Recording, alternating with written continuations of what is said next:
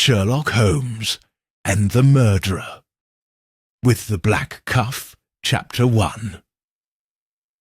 It was on a mist-shrouded morning of early November that Sherlock Holmes first drew my attention to the strange affair at Westmere House, a case which, even after all the astonishing adventures I have had the privilege to chronicle, stands alone for its confounding contradictions. I had barely finished my breakfast when Holmes, seated cross-legged before the fire at Baker Street, handed me a telegram without a word. The message was curt: murder at Westmere House. Victim seen alive after official time of death. Scotland Yard confounded. Urgent assistance required. Lestrade I looked up sharply. Holmes's face, half shadowed by the shifting flames, bore that peculiar gleam I had come to associate with the scent of a mystery too perverse for ordinary minds. "A posthumous resurrection, Watson," he murmured, tapping his slender fingers. "Together." Unless Lestrade has learned the art of jesting, which I find exceedingly unlikely. Within the hour, we were rattling through the fog-heavy streets in a hired hansom cab. Holmes was unusually silent, his keen features fixed in an expression of almost childlike curiosity. "Westmere House," I ventured, in an attempt to break the oppressive quiet. "A minor estate in Hampstead," Holmes replied, absently tracing patterns against the frosted window-pane. "Belongs to Sir Benedict Hartley, retired barrister and minor scholar. Respected, solitary, and, until last night, wholly unremarkable." "And the victim?" Holmes gave a faint shrug. "Sir Benedict himself." We arrived at a bleak stretch of road flanked by skeletal trees and tall iron gates. Westmere House loomed beyond, a grim outline against the colourless sky. Lestrade met us at the door, his face set in frustrated lines. "Glad you've come, Mr. Holmes. This one's, well, it's queer, very queer." Without further ado, he led us into the house and up a broad staircase to the study. Sir Benedict Hartley lay slumped at his desk, his head bowed unnaturally forward, as if in deep concentration. Yet the dark pool of blood that had, long since clotted beneath him, rendered any hope of life an absurdity. Holmes moved forward with the precision of a surgeon. He stooped, examined the corpse's hands, the ink-smeared papers, the broken seal of an envelope. "What time was the death discovered?" he asked briskly. 11 o'clock last night," Lestrade replied. "Servant heard a crash. Found Sir Benedict as you see him. Doctor certified death by gunshot to the chest. Point-blank range. Single bullet, no exit wound. Revolver on the floor by the desk, but no fingerprints, save Sir Benedict's own." "And the curious part?" Lestrade swallowed, tugging at his collar as if the very memory discomforted him. "Sir Benedict was seen, mind you, signing papers in the solicitor's office this morning, 9 sharp, witnessed by no fewer than 3 people who knew him intimately." I stared incredulous. Holmes merely smiled thinly. "Who are the witnesses?" "His solicitor, Mr. Gideon Muir, a junior clerk named Henry Pratt, and Lady Amelia St. Clair, old family friend. Describe their testimony."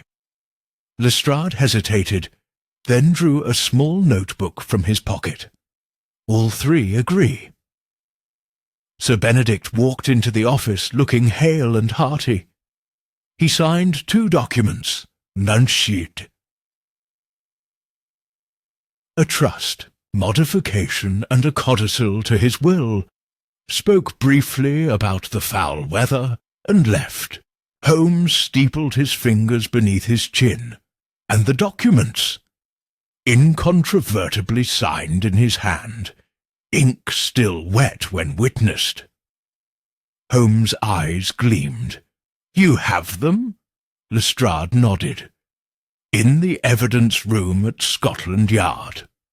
Holmes turned to the corpse with renewed energy, examining the folds of Sir Benedict's coat, the dust on his shoes, the slight tear in the left sleeve where a brass button had ripped loose. Curiously, at the cuff of Sir Benedict's right sleeve, the IGA fabric was stained a deep, unnatural black. Holmes said nothing, but I saw him lift the cuff delicately with his forceps, his nostrils flaring almost imperceptibly. "Black cuff," I muttered. "Burnt cloth." Holmes did not reply. Instead, he straightened and addressed Lestrade briskly. "Where is the revolver?" Lestrade produced a small polished firearm wrapped in oilcloth. Holmes took it gingerly, inspecting the barrel, the trigger, and finally the chamber. "One shot fired," he murmured. "Curious." "More curious than you think," Lestrade muttered grimly. "There's no bullet in the body."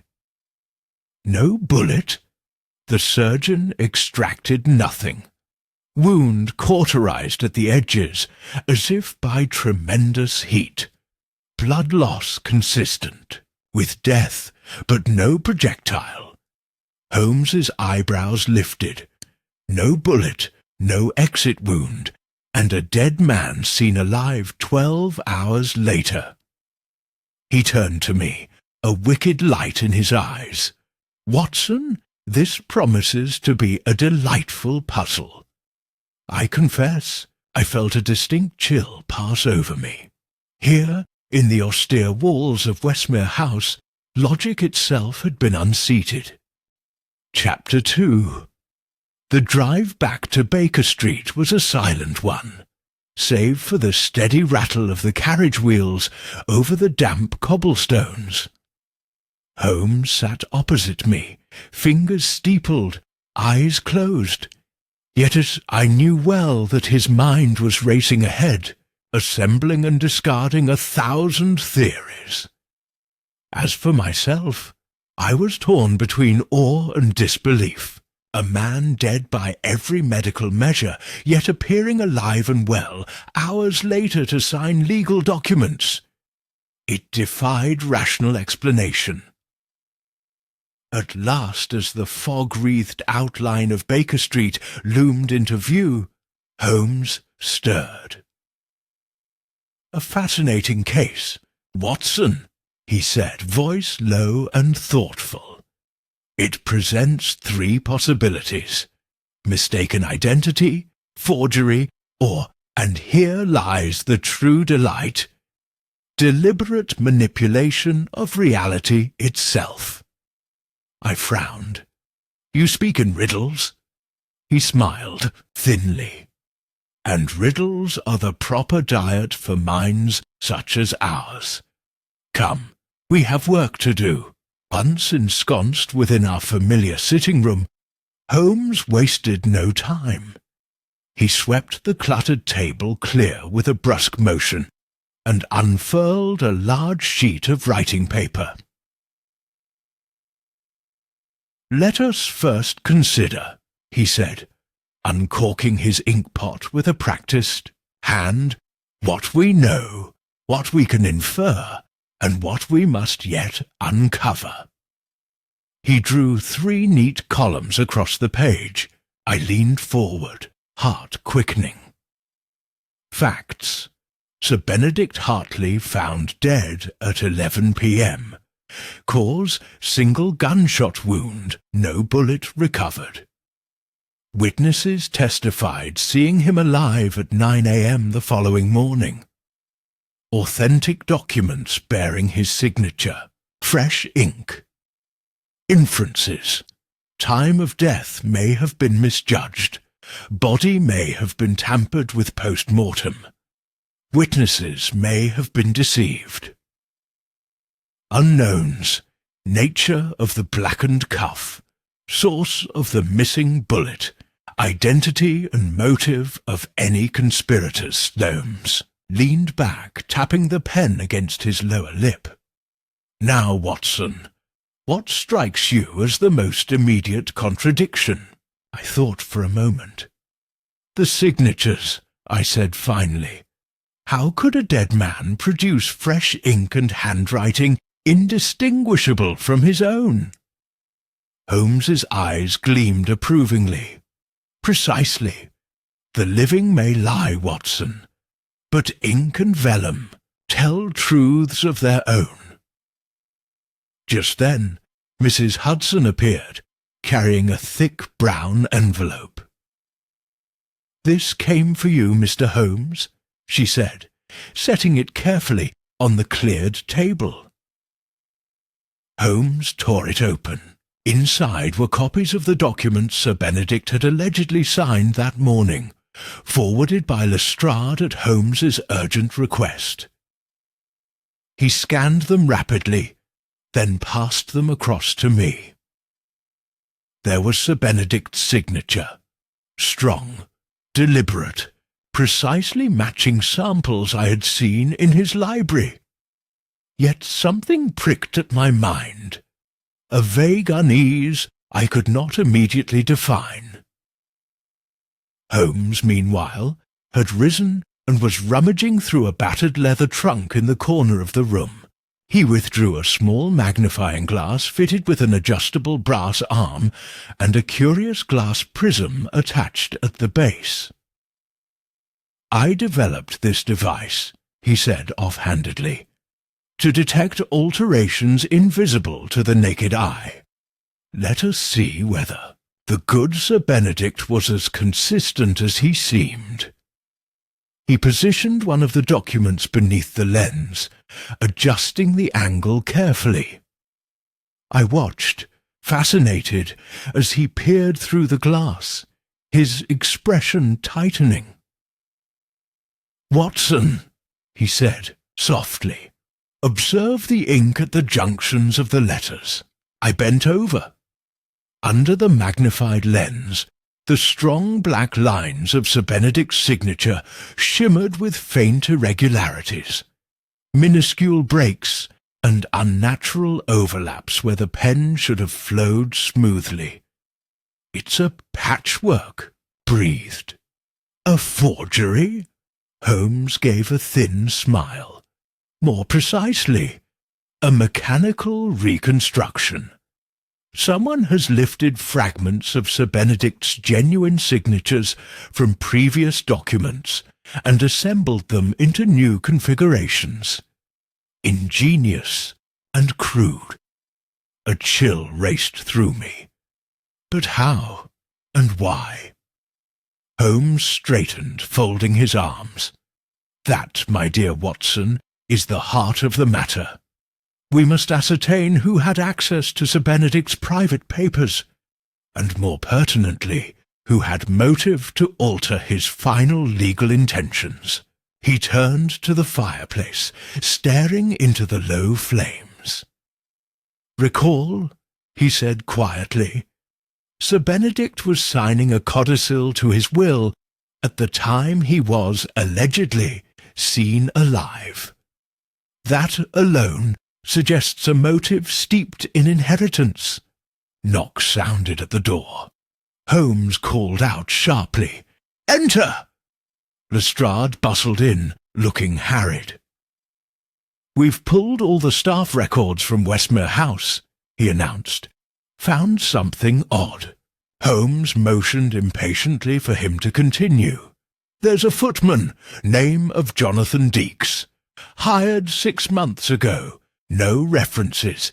Disappeared last night, right after Sir Benedict's death." Holmes's face lit with keen interest. "A vanished servant," he mused. "Delightful. Send word to have every inn and public house in Hampstead watched." Lestrade nodded and hurried away. Holmes turned back to me. "Deaks, Watson. I wager we shall find him sooner than he would wish." "But what of the blackened cuff?" I asked, unable to suppress the question burning within me. "Surely that has significance." Holmes's eyes narrowed thoughtfully. "It does, but not in the way you expect." He crossed to the bookshelf and pulled down a thick tome bound in battered green leather. "Consider this," he said, flipping pages rapidly. "In certain chemical processes, particularly those involving high-frequency electric discharge, fabrics may suffer sudden and localized scorching without combustion." I stared. I mean, Holmes said grimly, "Sir, Benedict's death was not by bullet at all." A heavy silence fell between us. It was broken only when Holmes, almost absently, tapped a finger against the page. "A weapon unknown to most men, employed here with surgical precision," he closed the book with a snap. "And Watson, yes?" Whatever we are facing," he said, voice low, "it is no common murderer. There is method here, and mastery." Outside, the London fog pressed against the window panes like some half-seen menace. I shivered, and could not have said why. Chapter 2. 3. The following morning found us once again upon the road to Westmere House, the grey skies above threatening rain, and the air sharp with the iron scent of coming storms. Holmes was unusually brisk, his movements taut with a reined energy I had learned to associate with the scent of an imminent breakthrough. As for myself, I found my thoughts in turmoil. There was something disquieting in Holmes's deductions the night before, an insinuation of forces at work beyond mere human malice. The notion that Sir Benedict had been slain by means unknown to modern science gnawed at my rational mind. We arrived to find Lestrade awaiting us grimly at the gates. "No word of Deaks yet," he said by way of greeting. "But there's another matter." Holmes arched an eyebrow. "Indeed?" Lestrade shifted uneasily. "The staff, housekeeper, maid, butler, they're all confused." "Confused? They're swearing up and down that Sir Benedict was alive this morning," I started. Holmes merely tightened his grip upon the handle of his cane.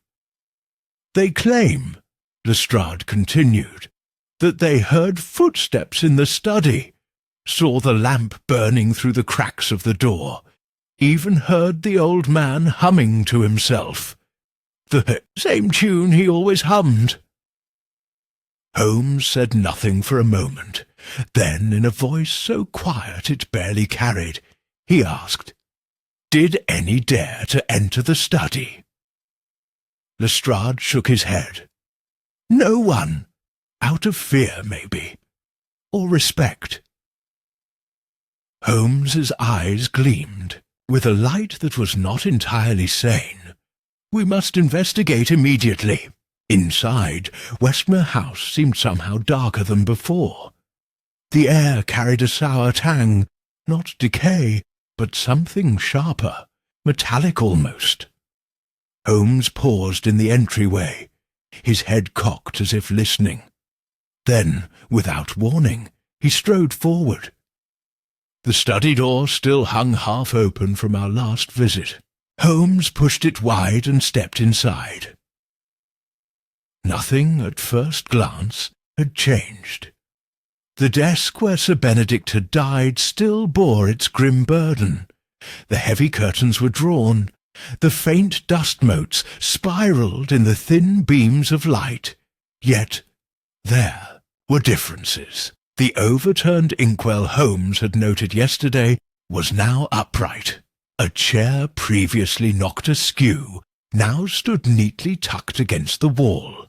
And, most curious of all, the revolver that had lain beside the body was gone. Holmes dropped to one knee, examining the carpet with feverish intensity.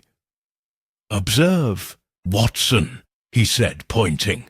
There, faintly visible in the thick nap of the Persian rug, were drag marks, small, nearly invisible, unless one looked directly for them, as if something heavy had been moved slightly, and then carefully set back into place. Holmes's eyes glittered.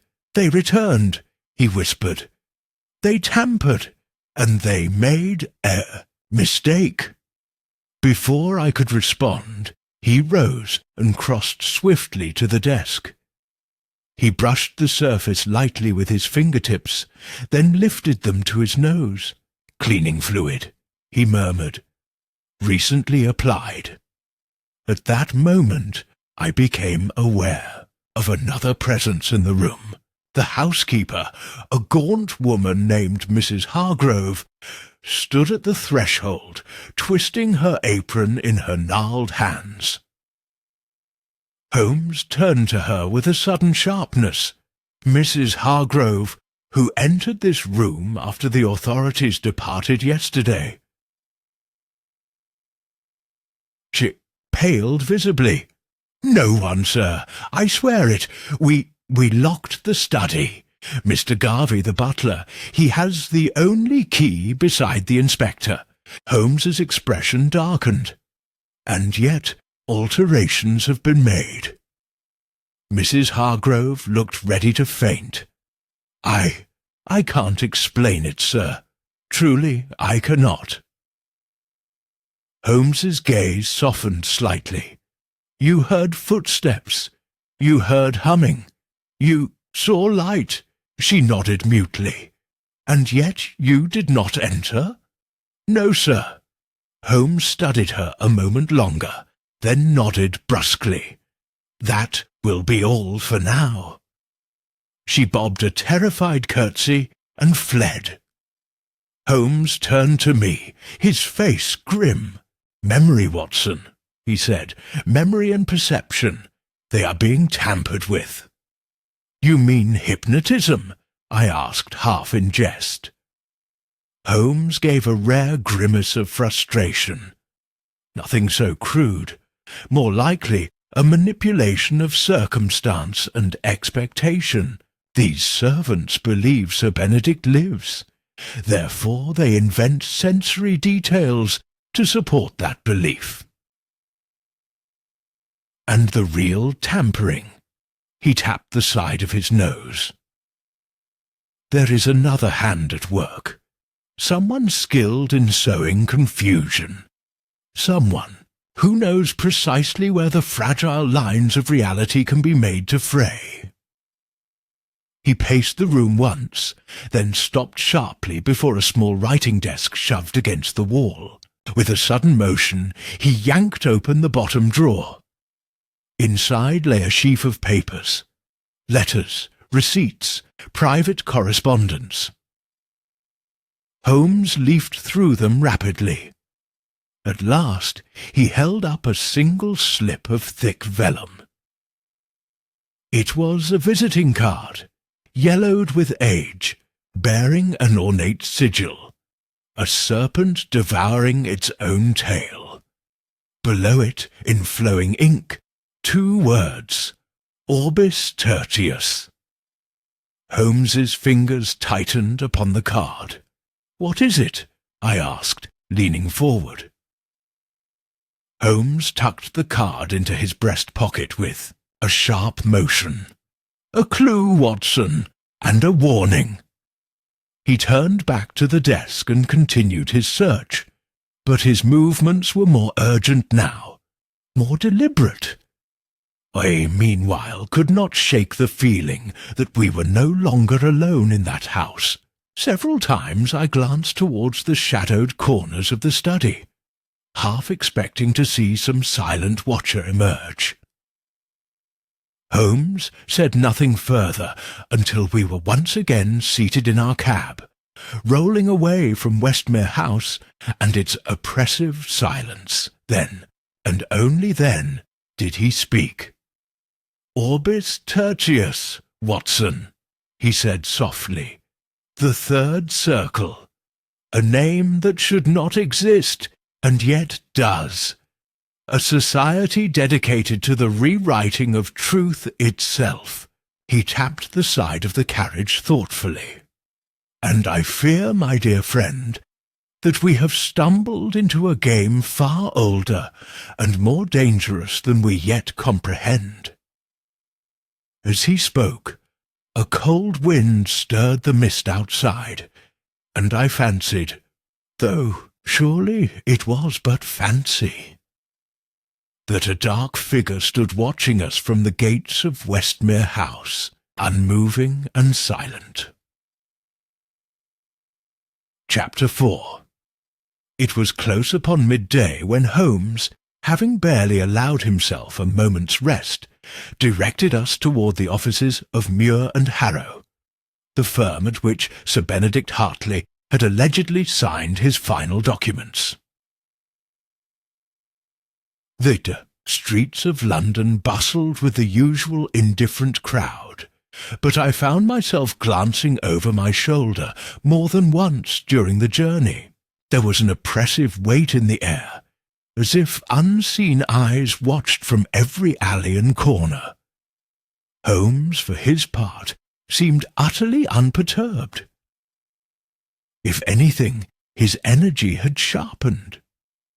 Yet I noted the slight tightness around his eyes, the way his hand hovered nearer to the inside of his jacket, where he kept his revolver.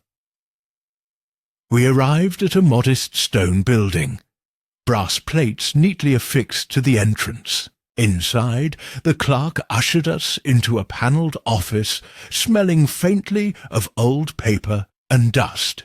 There we met Mr. Gideon Muir, solicitor to Sir Benedict, and the man who had testified without hesitation that he had seen the old barrister alive, and well just hours after his death. Muir was a man of perhaps 50, with thin silver hair, a florid complexion, and a manner both polished and, I thought, faintly rehearsed.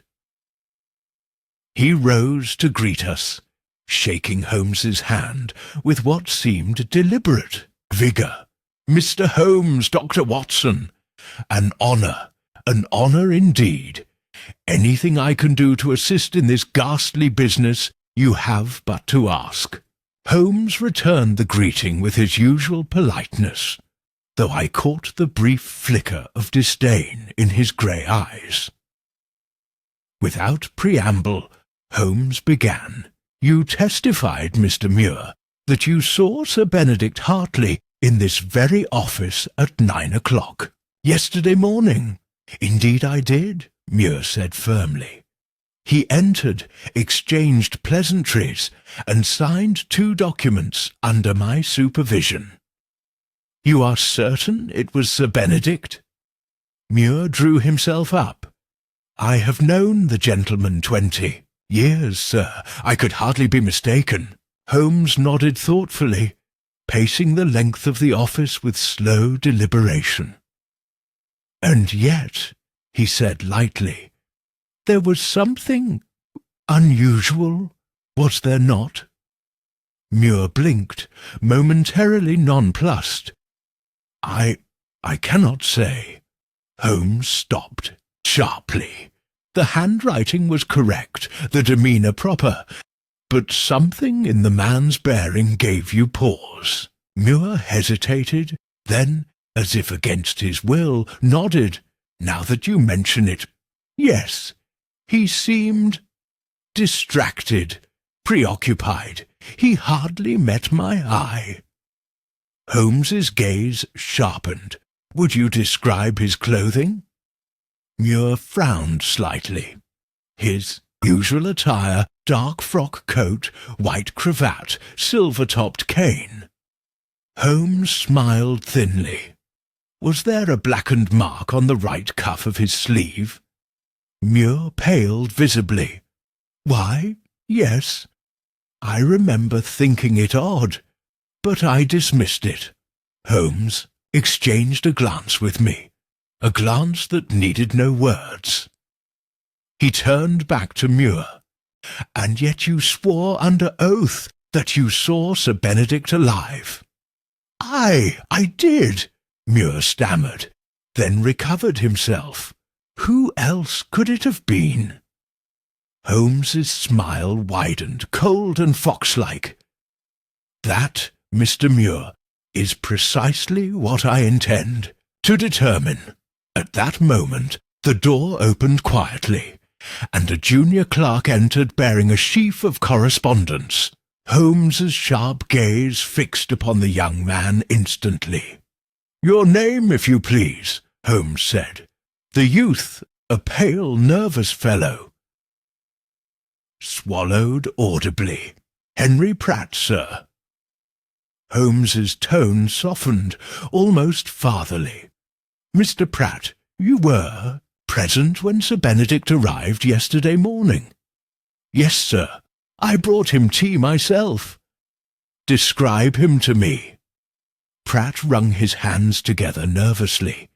"He looked the same as ever, sir, except—" He hesitated. "Yes," Holmes prompted.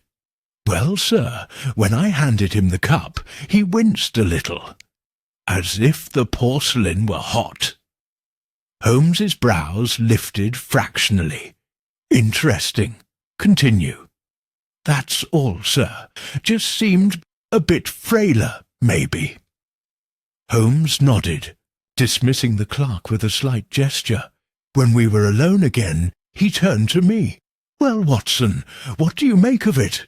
I frowned, piecing the fragments together.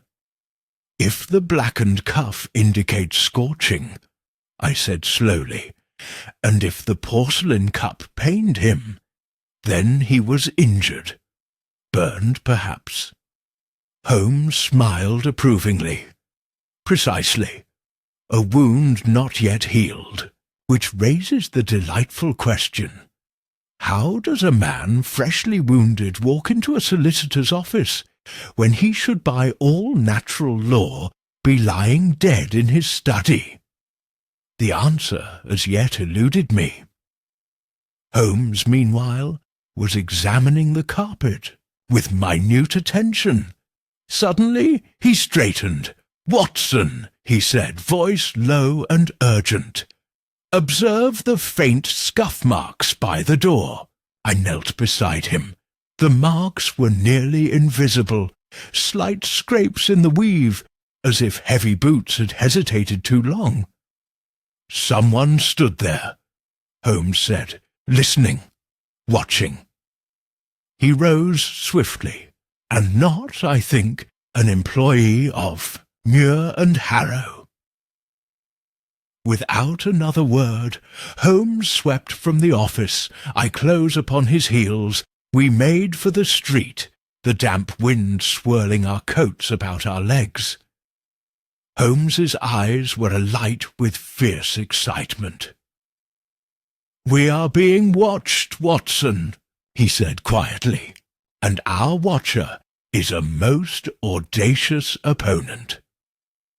At that moment, as if conjured by Holmes's words, I glimpsed a figure at the end of the street. A tall man in a black overcoat, his hat pulled low over his brow.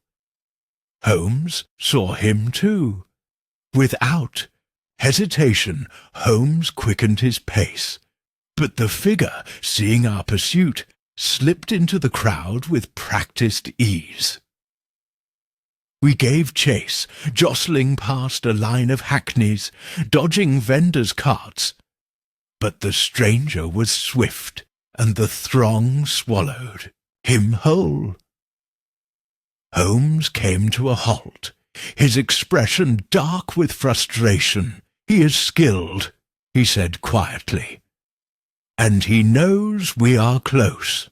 We stood in the crowded street, breath misting in the chill air, as the bells of St. Clement's tolled the hour. A new, grim determination settled over Holmes's features. "Come, Watson," he said, "the game deepens, and if I am not mistaken, tonight will bring revelations none of us are prepared to face."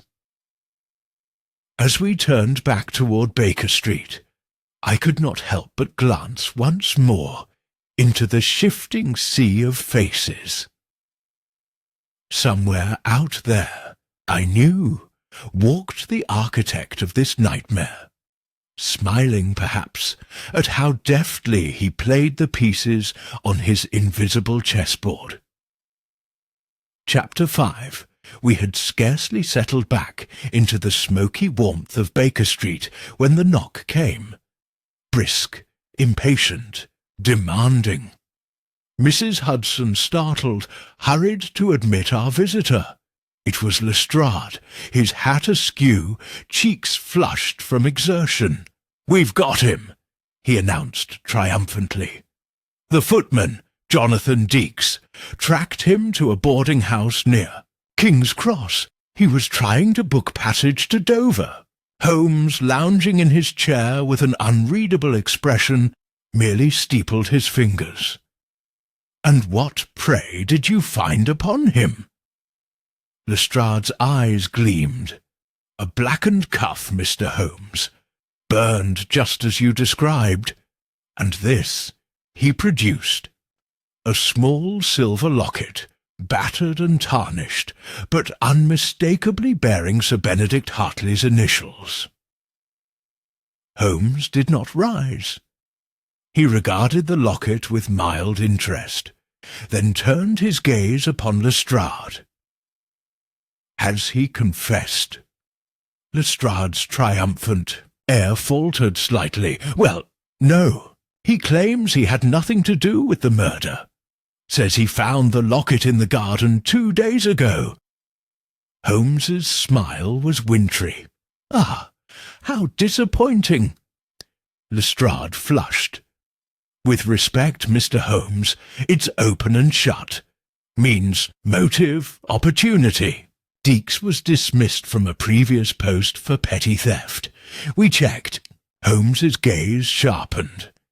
"And yet you find it convincing that a man capable of forging signatures with surgical precision, manipulating witnesses, and executing an elaborate ruse should be reduced to pawning a locket like a common thief." Lestrade opened his mouth, then closed it again. Holmes rose at last, pacing slowly before the fire. "Bring Deaks here," he said. "Now." Lestrade hesitated, but something in Holmes's tone brooked no refusal. With a curt nod, he departed. I turned to Holmes, unable to suppress my confusion. "You think he is innocent?" Holmes did not immediately answer. Instead, he retrieved the locket and turned it over in his fingers. "Note the scratch here," he murmured. "A deep gouge across the monogram. Deliberate, not accidental.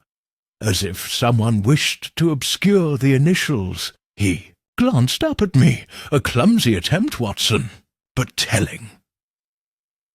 Before I could respond, Lestrade returned, this time accompanied by 2 constables and a man in manacles, thin, dishevelled, his face pale beneath a grime of fear. Jonathan Deaks, Holmes, studied him for a long moment. Then, in a voice devoid of emotion, he asked, "Where did you find the locket?" Deaks licked his lips nervously. "In the garden, sir, behind the hedges, day after the master was found." "You did not steal it from his person?" "No, sir." "I swear it." Holmes regarded him coolly. "Why run?" Deaks's eyes darted between Holmes, Lestrade, and myself. I was scared, sir. They were saying strange things. People seeing the master after he was dead, and there was someone following me." Holmes's interest quickened. "Following you?" Deaks nodded fervently. "A man, tall, black coat. Seen him twice, sir. Thought maybe he'd done the killing, and now he was after me." Holmes's face was unreadable. "Describe him." Deaks hesitated, then said, "Couldn't see his face proper, sir. Always kept to the shadows." Holmes turned away, clasping his hands behind his back. When he spoke, it was in that dangerous silken tone I knew too well. "Release him, Lestrade." Lestrade gaped. "But release him. He is no more guilty of Sir Benedict's murder than Mrs. Hudson is." The inspector muttered darkly, but obeyed. The constables removed the shackles, and Deaks slumped, trembling with relief. Holmes approached him, his voice softer now. "Listen carefully. You are not safe. Whoever is orchestrating this affair has already marked you. You will stay at Scotland Yard, under guard, until I say otherwise. Do you understand?" Deaks nodded mutely. Holmes clapped him lightly on the shoulder, then turned back to the rest of us. As Deaks was led away, Lestrade shook, his head in bewilderment. "I'll admit, Mr. Holmes, I don't see it." Holmes smiled thinly. "That, Lestrade, is why you so often bring me your knottiest puzzles." He turned toward me. "Come, Watson, we have new work to do." We set off at once, Holmes's stride long and purposeful, mine struggling to match it. "Where are we going?" I asked breathlessly. "To the only place left untouched by police or meddling hands," he said grimly. "Sir Benedict's private study at the Legal Society." My mind raced. "You believe the key to the mystery lies there?" Holmes did not answer directly. Instead, he murmured half to himself, "The mind that contrived this wants to erase more than a man. It seeks to erase truth itself." The words sent a shudder down my spine. As we rounded a corner, Holmes slowed, scanning the street with narrowed eyes. Suddenly, he thrust out an arm, halting me there, standing motionless beneath a flickering gas lamp, was the figure we had chased before. Tall, cloaked in black, hat low over the eyes. Watching. Holmes took one step forward, but in that instant the figure turned and vanished into the fog. Not ran, vanished, as if swallowed by the very night. Holmes lowered his arm slowly. "He is toying with us, Watson," he said, his voice low and fierce, testing our wits. I said nothing. My heart thundered against my ribs. This was no ordinary adversary. As we continued on, I could not shake the feeling that each step brought us deeper into a labyrinth from which there might be no return. Chapter 6. The night deepened as we approached. The imposing facade of the Inner Temple, that venerable sanctum of London's legal minds. Our footfalls echoed sharply in the stillness, the gaslights flickering against the rising fog. I found myself walking close behind Holmes, unable to shake the feeling that the city itself was holding its breath. Holmes produced a slim iron key from his coat and unlocked a modest side door, a privilege extended to him after solving a notorious forgery case years prior. Inside, the gloom was almost complete. The air smelled of vellum, dust, and a faint, acrid tinge, the same metallic note I had detected at Westmere House. Holmes moved swiftly, his lantern casting leaping shadows along the panelled walls. We descended a narrow corridor and emerged into Sir Benedict Hartley's private study, a small, severe room lined with heavy books and illuminated only by the thin beams of moonlight filtering through the high windows. Holmes did not hesitate. He leaned in, crossed to the desk and began examining it with methodical precision, tapping the drawers, running his fingers beneath the inkwell, lifting each object carefully before replacing it exactly. I wandered toward the shelves, feeling strangely like an intruder at a shrine. Volumes of law, philosophy, and, curiously, several on ancient civilizations filled the space. One leather-bound tome caught my eye. Mysteries of the Obscure. Orders. I was reaching for it when Holmes's voice, low but sharp, cut across the room. "Watson, here!" I turned at once. Holmes was crouched by the hearth, lantern tilted to reveal the worn floorboards. There, almost invisible in the grain of the wood, was a pattern, a faint engraving, so shallow it might have been mistaken for natural scarring by the unobservant. Holmes produced a sheet of thin parchment and a stick of charcoal from his pocket, tools he seemed to conjure as if by magic, and began a rubbing. Gradually, the design emerged, a serpent coiled in a perfect circle, devouring its own tail. Below it, a phrase in Latin, veritas mutabilis est. Truth is mutable. I felt a chill crawl up my spine.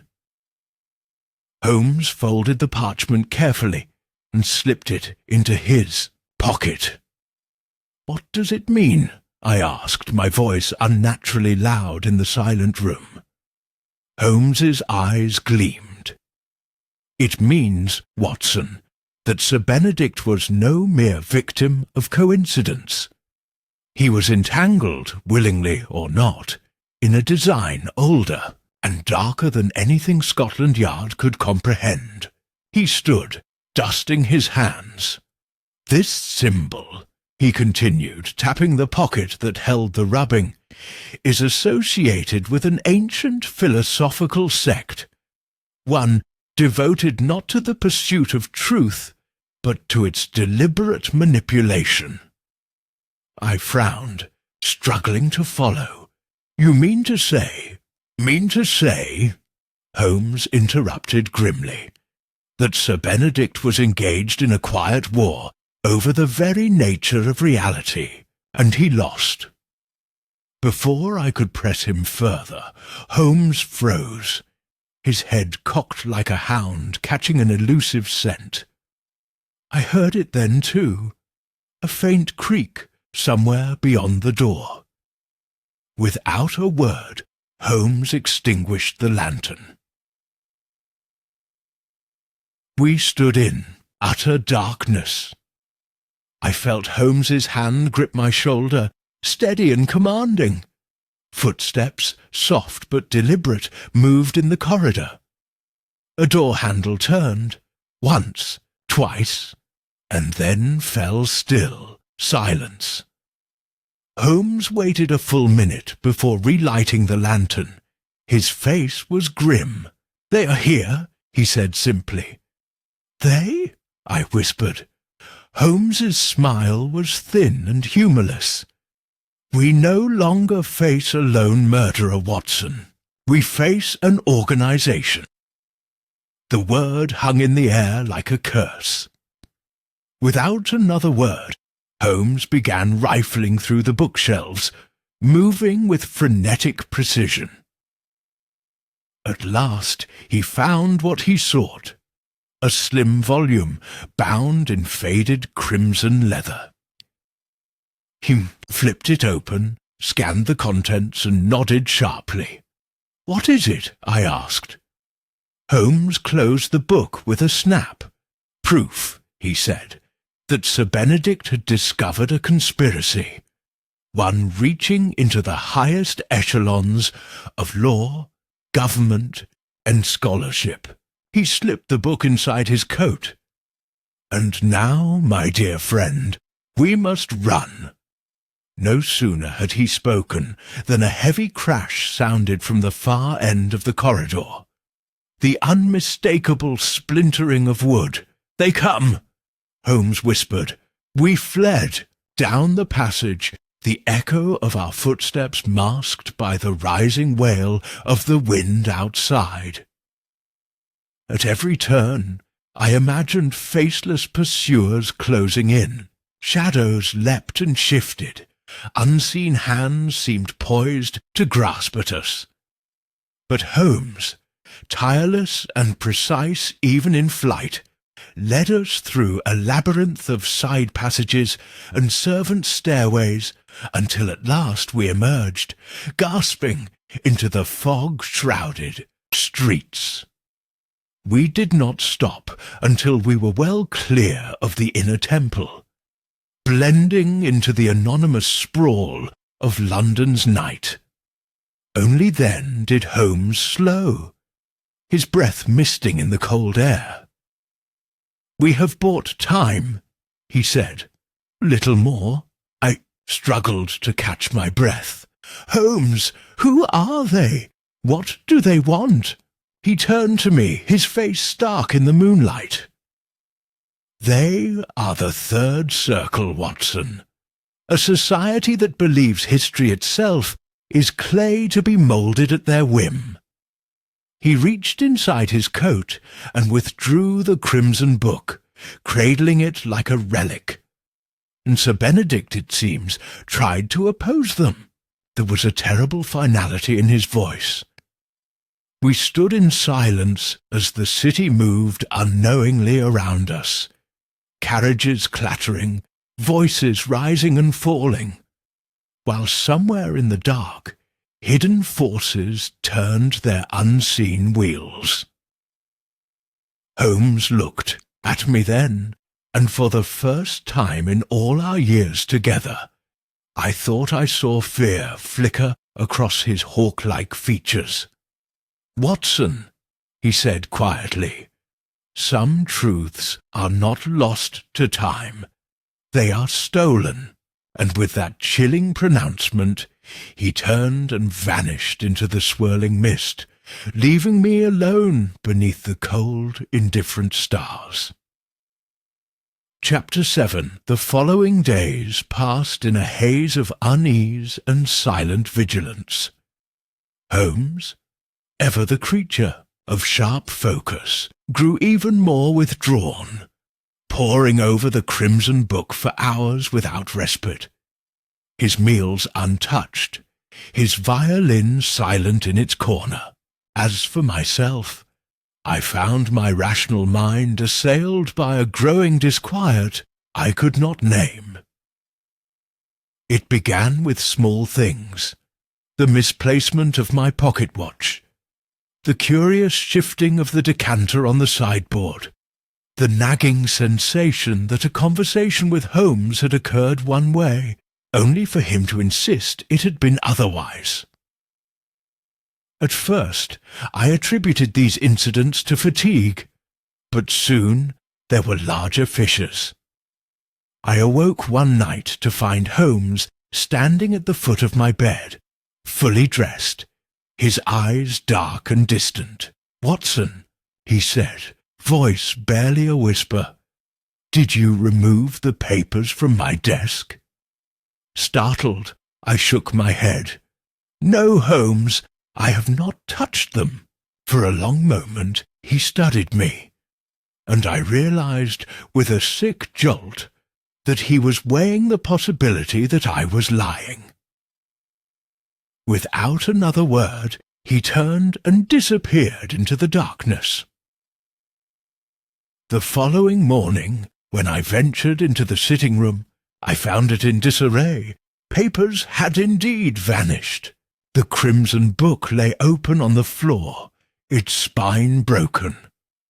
Holmes sat by the fire, fingers pressed to his temples. "We are under attack, Watson," he said quietly, "but not by blade or bullet, by uncertainty." I shivered despite the warmth of the hearth. "How?" I demanded.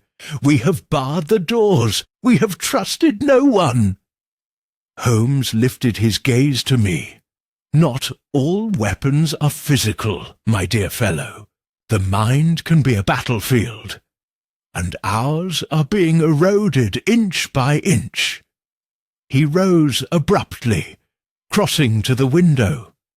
"The third circle is not content with fabricating the past. They seek to fracture the present, to make us doubt our senses, our memories, our very selves." Outside, the street bustled with its ordinary clamour. Yet to me it now seemed staged, artificial, as though the world itself wore a mask. Holmes turned, his expression grim. "We must act before reality itself becomes our enemy."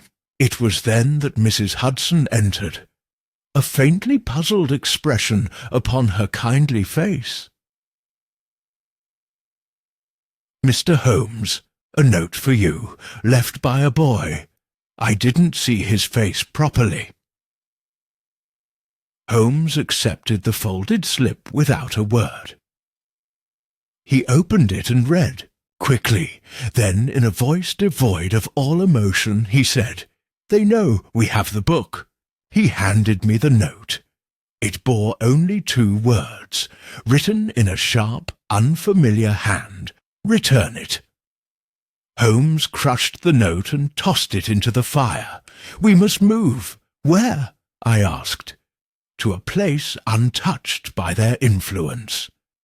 And so, within the hour, we found ourselves rattling through the streets of London in a closed carriage, the city sliding past us like a dream half remembered. Holmes said little. His mind, I knew, was leaping far ahead. At length we arrived at the British Museum.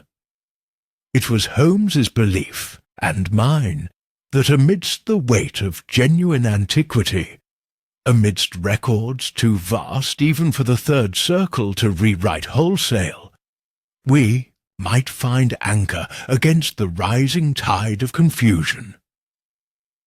Inside, the cavernous halls loomed cold and echoing. We made for the restricted archives, Holmes producing a letter of patronage from some forgotten case, and were admitted without question. Among the ancient scrolls and crumbling codices, Holmes worked swiftly, scanning indices, cross-referencing the symbol of the serpent with arcane societies, both real and apocryphal. It was there, under the dim gaslight, that he found it. A fragmentary manuscript, translated from a now-lost medieval treatise. Holmes read aloud, "The Keepers of the Third Circle. They who govern the chronicles of men, whose ink may sanctify or sever, who sow forgetting that the harvest may be theirs alone. He looked up at me. They do not merely falsify history, they erase it. Whole events, persons, achievements, snuffed out like candles in the dark. I struggled to comprehend the scale of it. But why, Holmes? To what end? He smiled, though there was no mirth in it. Control, Watson. To mould the future, one must first shatter the past. I felt a coldness settle in my bones. Before I could speak, Holmes stiffened. Footsteps, light, deliberate, echoed from the hall beyond. Holmes closed the manuscript at once. We must go.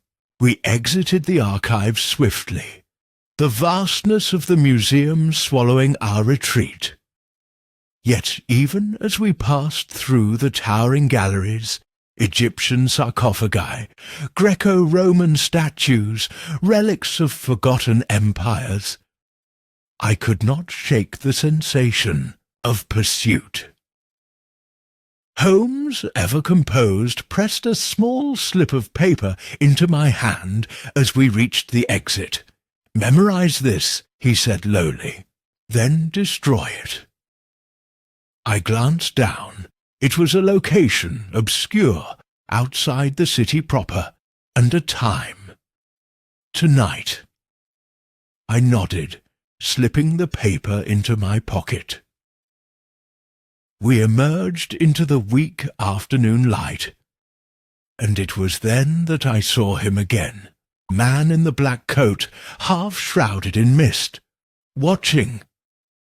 Holmes's voice was tight. "Do not acknowledge him. Not yet." We hailed a cab and departed without delay. As the carriage clattered away, Holmes leaned close. "They are tightening the noose, Watson. Tonight we shall either cut free or be hanged by it." He settled back against the seat, closing his eyes, and for the first time I wondered, with a dread I could not shake, whether even Sherlock Holmes, master of reason and deduction, could prevail against an enemy that attacked not the body, but the very foundations of perception. Chapter 8. That evening, as the last light of a sullen sun faded behind the spires of London, Holmes and I made ready to depart for the rendezvous. I checked and rechecked my revolver, while Holmes, ever the colder intellect, slipped only a small vial and a coil of thin cord into his pockets. "Subtlety, Watson," he said with a grim smile. "Not force will be our salvation tonight." Before we could leave, however, there came a sharp rap at the door. Mrs. Hudson, clearly unnerved by the long, strange days, announced a visitor with palpable relief. It was none other than Mr. Gideon, Muir, the solicitor we had questioned earlier. But he was not the composed man of law I recalled. He staggered into our sitting-room, his face pale, hair dishevelled, hands trembling visibly. Holmes offered no greeting. He watched, silent and hawk-like, as Muir collapsed into a chair.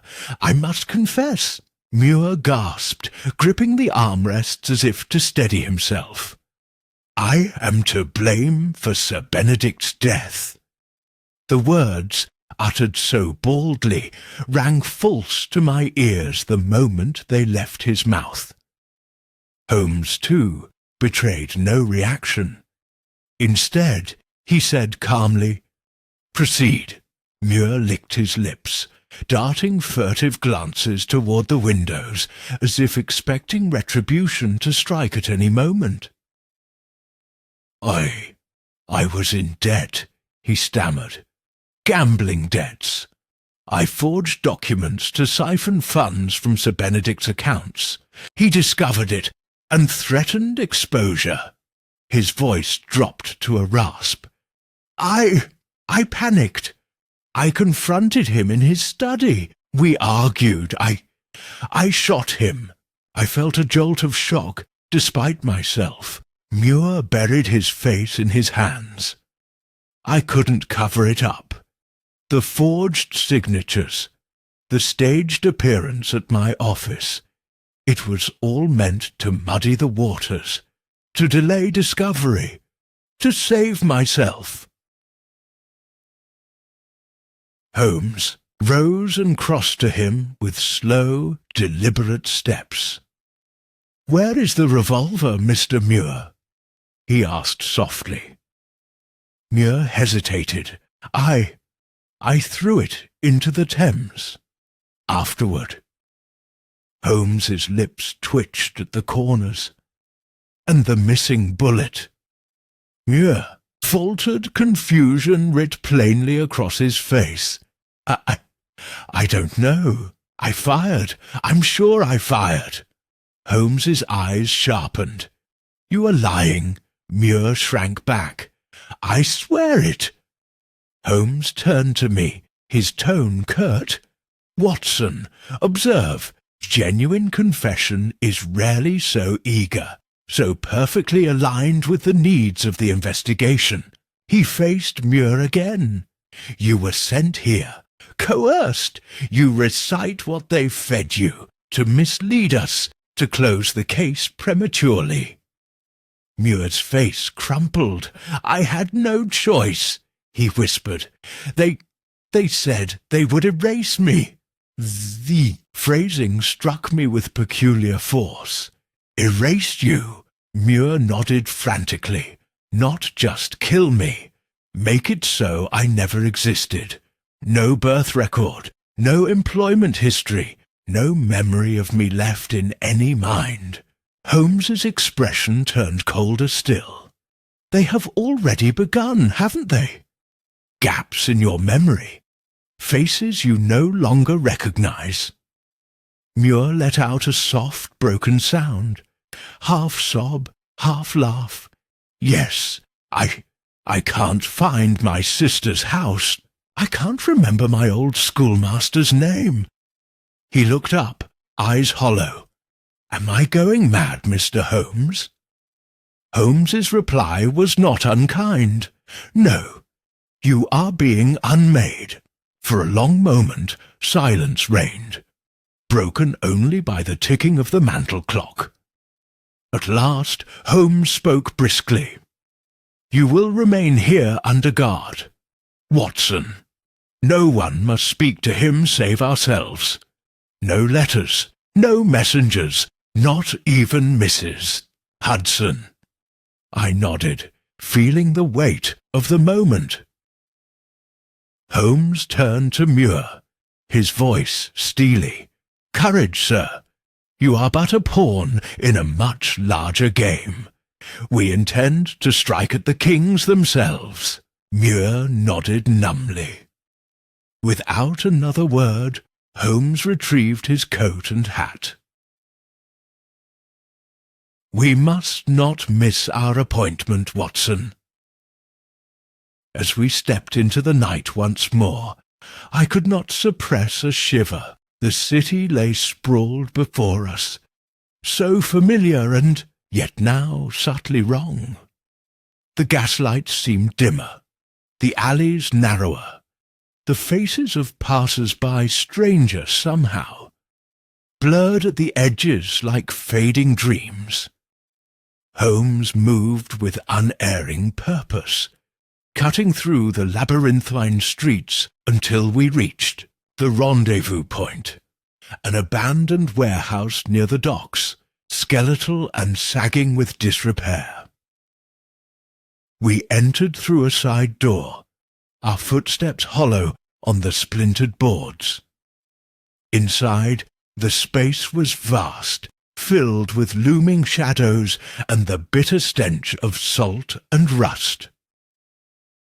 Holmes signalled for silence. We waited at first only the groan of the river and the occasional skitter of rats disturbed the stillness.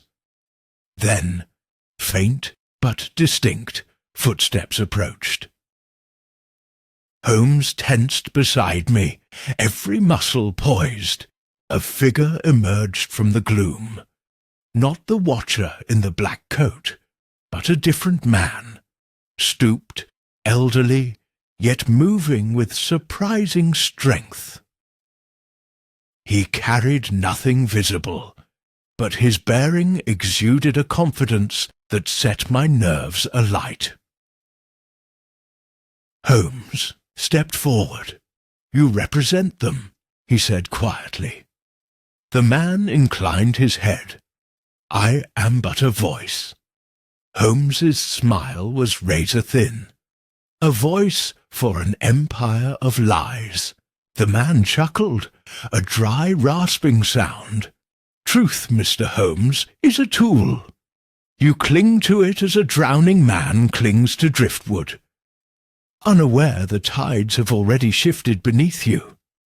Holmes's eyes glinted. "Perhaps, but driftwood, my friend, may yet strike hard enough to sink a ship." There was a pause, and then the old man laughed again, low and mocking. "We shall see." Without another word, he turned and vanished into the dark, swift and silent. Holmes made no move to pursue. Instead he murmured, "It begins tonight, Watson, and it will not end cleanly." I swallowed, my throat dry. The implications of that encounter, the magnitude of what we faced, pressed down upon me with unbearable weight. As we departed the warehouse, Holmes's final words that night stayed with me, lingering long after the mist had swallowed them. "The dead may sleep peacefully, Watson, but the forgotten, they are restless indeed." Chapter 9. We returned to Baker Street in the early hours of the morning, the mist thick as soup around us, curling against the stones and seeping into bone and thought alike. I could not shake the sense that London itself had become complicit in the conspiracy. The very streets, the very fog, part of some malign intelligence that sought to erode our reason. On the way, he sat rigid in the corner of the cab, eyes half closed, his hands resting lightly atop his knees. The perfect image of a man at rest, though I knew better. Within that remarkable brain, plans were unfolding with terrible speed. When we arrived, I moved instinctively to relight the fire. Only then did I notice it. A small envelope, resting precisely in the centre of Holmes's chair. I froze. Holmes crossed the room in 2 strides, plucking it up delicately between forefinger and thumb. He turned it once, twice, then held it to the light. There was no address, no seal, no mark save a thin black line drawn across the flap. Without hesitation, Holmes broke the seal and withdrew a single sheet of paper. We rose from the hearth, the hair prickling along the nape of my neck. Holmes read silently. His face, so often a mask of iron, grew in that moment harder still. He handed the sheet to me. There, in spare clinical handwriting, was a simple message. "Sherlock Holmes, we have erased greater men than you. Stop, or you too shall vanish without a ripple. You will not be killed, you will be forgotten." A shudder passed through me. "Holmes," I began, but he silenced me with a slight gesture. He moved to the window, peering out into the shifting darkness. "Note, Watson," he said quietly, "the specificity of the threat." I joined him. "They do not threaten your life," I murmured. "Precisely. Death is crude. Death galvanizes memory. They seek a far subtler assassination, the obliteration of identity itself." He turned from the window, his face shadowed. "I have studied such methods before, in the records of ancient Rome, among certain Eastern sects. The systematic destruction not merely of a man's body, but of his deeds, his name, his legacy. To unmake a man so thoroughly that he is as though he never was." A pause, then almost to himself. "It is the ultimate mastery over reality," I felt. "The walls of the room close in around us." "But surely, Holmes," I said, striving for rationality, "it is impossible. You are too well known, too widely respected. You cannot simply be erased." He gave a faint smile. "You overestimate the permanence of fame, my dear Watson. Memory is fragile, history malleable. A whispered rumour here, a convenient misfiling there, a subtle tarnishing of character, and soon even the greatest names fade." He returned to the chair, the letter still dangling from his hand. "We are against formidable enemies indeed." I hesitated. "What shall we do?" He looked at me, and for the first time in many months I glimpsed the sheer exhilaration he found in such a contest. "We fight," he said simply, "but not as they expect. They have provoked us into the open. Now we shall provoke them into making a mistake." At that moment a soft thud sounded at the door. Both Holmes and I stiffened. Holmes moved swiftly but silently to the threshold and opened it without warning. Nothing. Only the darkened corridor beyond, and, at his feet, a small, leather-bound journal. Holmes stooped and retrieved it. He thumbed through the pages, his eyes narrowing. "It is a facsimile," he said, voice cold. "A replica of my own case notes. Altered subtly, insidiously." I took it from him, flipping through the familiar yet wrong entries. Cases I knew intimately, the adventure of the speckled band, the sign of 4, had been rewritten, their conclusions reversed, their outcomes corrupted. Holmes's triumphs were turned into failures, his deductions into farcical blunders. A deep, corrosive anger stirred within me. "This is monstrous," I said through clenched teeth. Holmes smiled grimly. "It is the beginning of my unmaking, Watson. A campaign not of bullets, but of doubt." He closed the journal and tossed it into the fire. We watched in silence as the flames devoured it, the false words curling into ash. Then Holmes straightened. "They expect us to falter, to doubt ourselves, to retreat into paranoia." His eyes glittered. "We shall do neither." He turned back to his desk, pulling a fresh sheet of paper toward him. "What are you doing?" I asked. He dipped his pen and began to write swiftly, the scratch of nib against parchment harsh in the stillness. "I am baiting a trap," he said, "and to bait it properly, I must become vulnerable." He wrote steadily for several minutes, then folded the page and sealed it within a heavy envelope. "This," he said, holding it up, "contains precisely what they expect. A confession of defeat." I stared. "You mean to let them believe—" "Exactly. That they have succeeded. That I am demoralized, broken, ripe for erasure." He smiled thinly. "And in their triumph they will overreach." He handed me the envelope. "Take this to Scotland Yard at once, into Lestrade's own hands. No one else. Tell him to await my signal." I rose at once, heart pounding. "And you?" Holmes's expression was unreadable. "I shall remain here, alone. For if they mean to strike, it will be tonight." I hesitated. There was a terrible finality in his tone.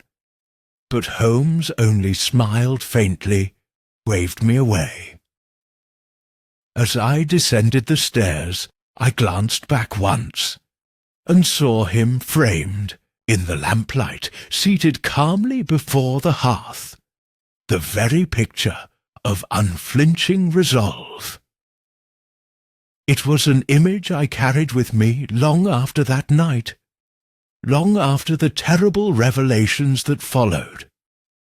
An image of a man who, even when faced with the erasure of his very existence, met the abyss not with fear, but with defiance.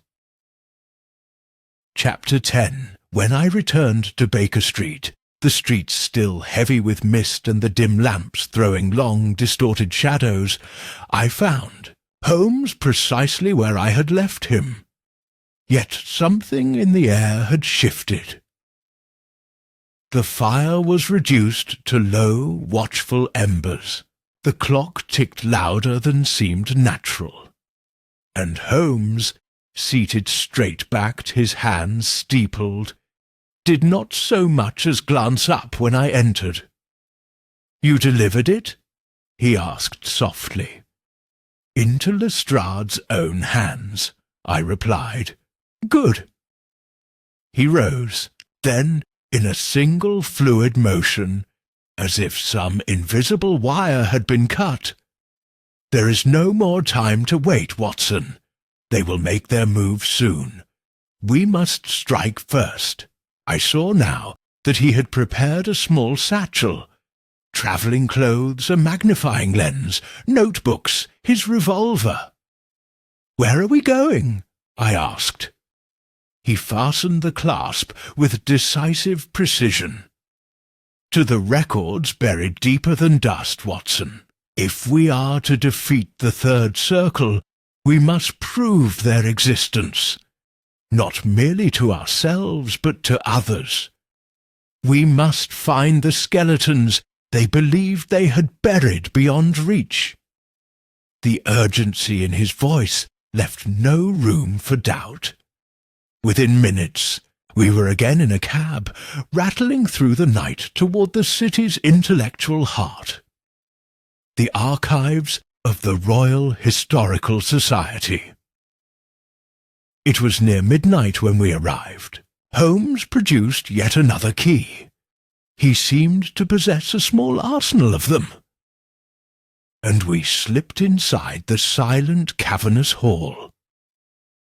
Rows upon rows of ancient ledgers, scrolls, and manuscripts stretched into the gloom. Holmes moved with uncanny certainty. "We seek anomalies," he said.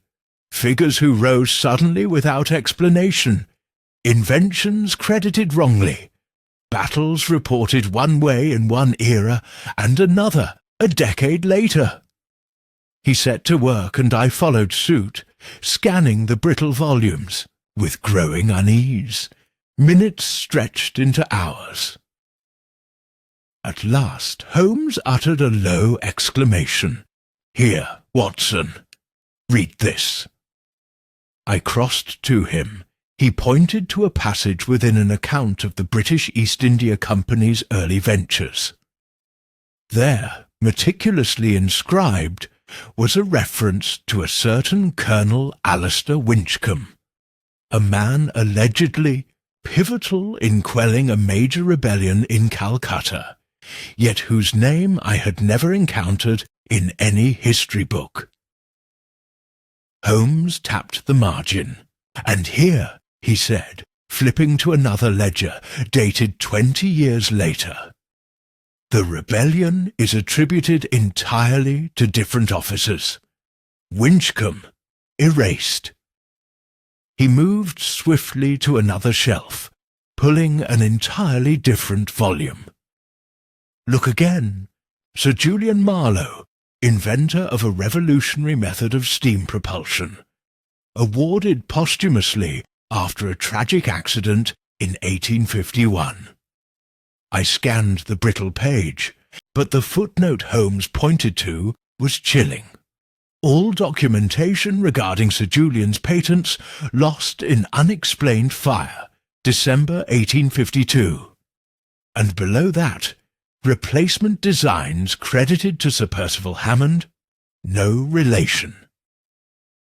Holmes straightened. 2 cases, Watson. 2 threads snipped and rewoven. He pulled back, surveying the hall, and these are but the faintest ripples. I swallowed hard, my earlier scepticism crumbling beneath the rising tide of evidence. But to what end? Holmes's face was grave. Control, Watson. Rewrite the past, and you reshape loyalty's power, wealth. A sound behind us made us both freeze. A faint shuffle of leather on stone. Holmes snuffed the lantern instantly. We stood motionless in the dark. Another soft sound, deliberate, stealthy. I felt my pulse hammer in my ears. Holmes's hand brushed mine, a signal, and we moved as one, slipping deeper into the maze of shelves. We emerged into a secondary archive room, smaller, less grand, yet filled with older, even more obscure records. Holmes relit the lantern, shielding the flame. "Here," he murmured, "here lies what they fear." He directed the light across the crumbling tomes, and I saw it, a volume older than the others, bound in cracked calfskin. On the spine, in flaking gold, Orbis Tertius, Internal Histories. Holmes opened it carefully. Inside were pages of names, hundreds of them, men and women erased from the official records, alongside each, annotations, dates of intervention, notes of fabricated deaths, rewritten births, altered inventions. The sheer scope of it staggered me. Holmes turned the pages swiftly. At last, he found an entry freshly altered. Sir Benedict Hartley, beside it, a black sigil drawn in ink. Status: neutralized. Holmes closed the book with slow finality. "We have proof," he said. Before I could respond, a low voice spoke from the shadows. "Leave the book, Mr. Holmes, and you may yet be permitted to remember your own name." We whirled. A figure stood at the threshold, tall, shrouded, face obscured, the same presence that had haunted us through the mist. Holmes straightened, every line of him taut. "You are the one they send when all subtlety fails," he said quietly. The figure inclined its head.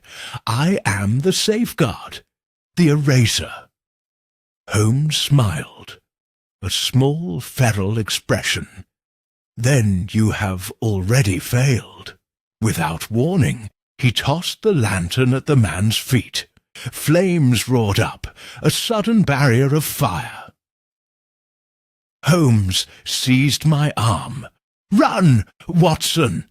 We bolted, weaving through the corridors as shouts and pounding feet echoed behind us, out through a side door into the freezing air, racing through alleys and side streets until, gasping and drenched with sweat, we burst into a safe house Holmes had arranged days earlier.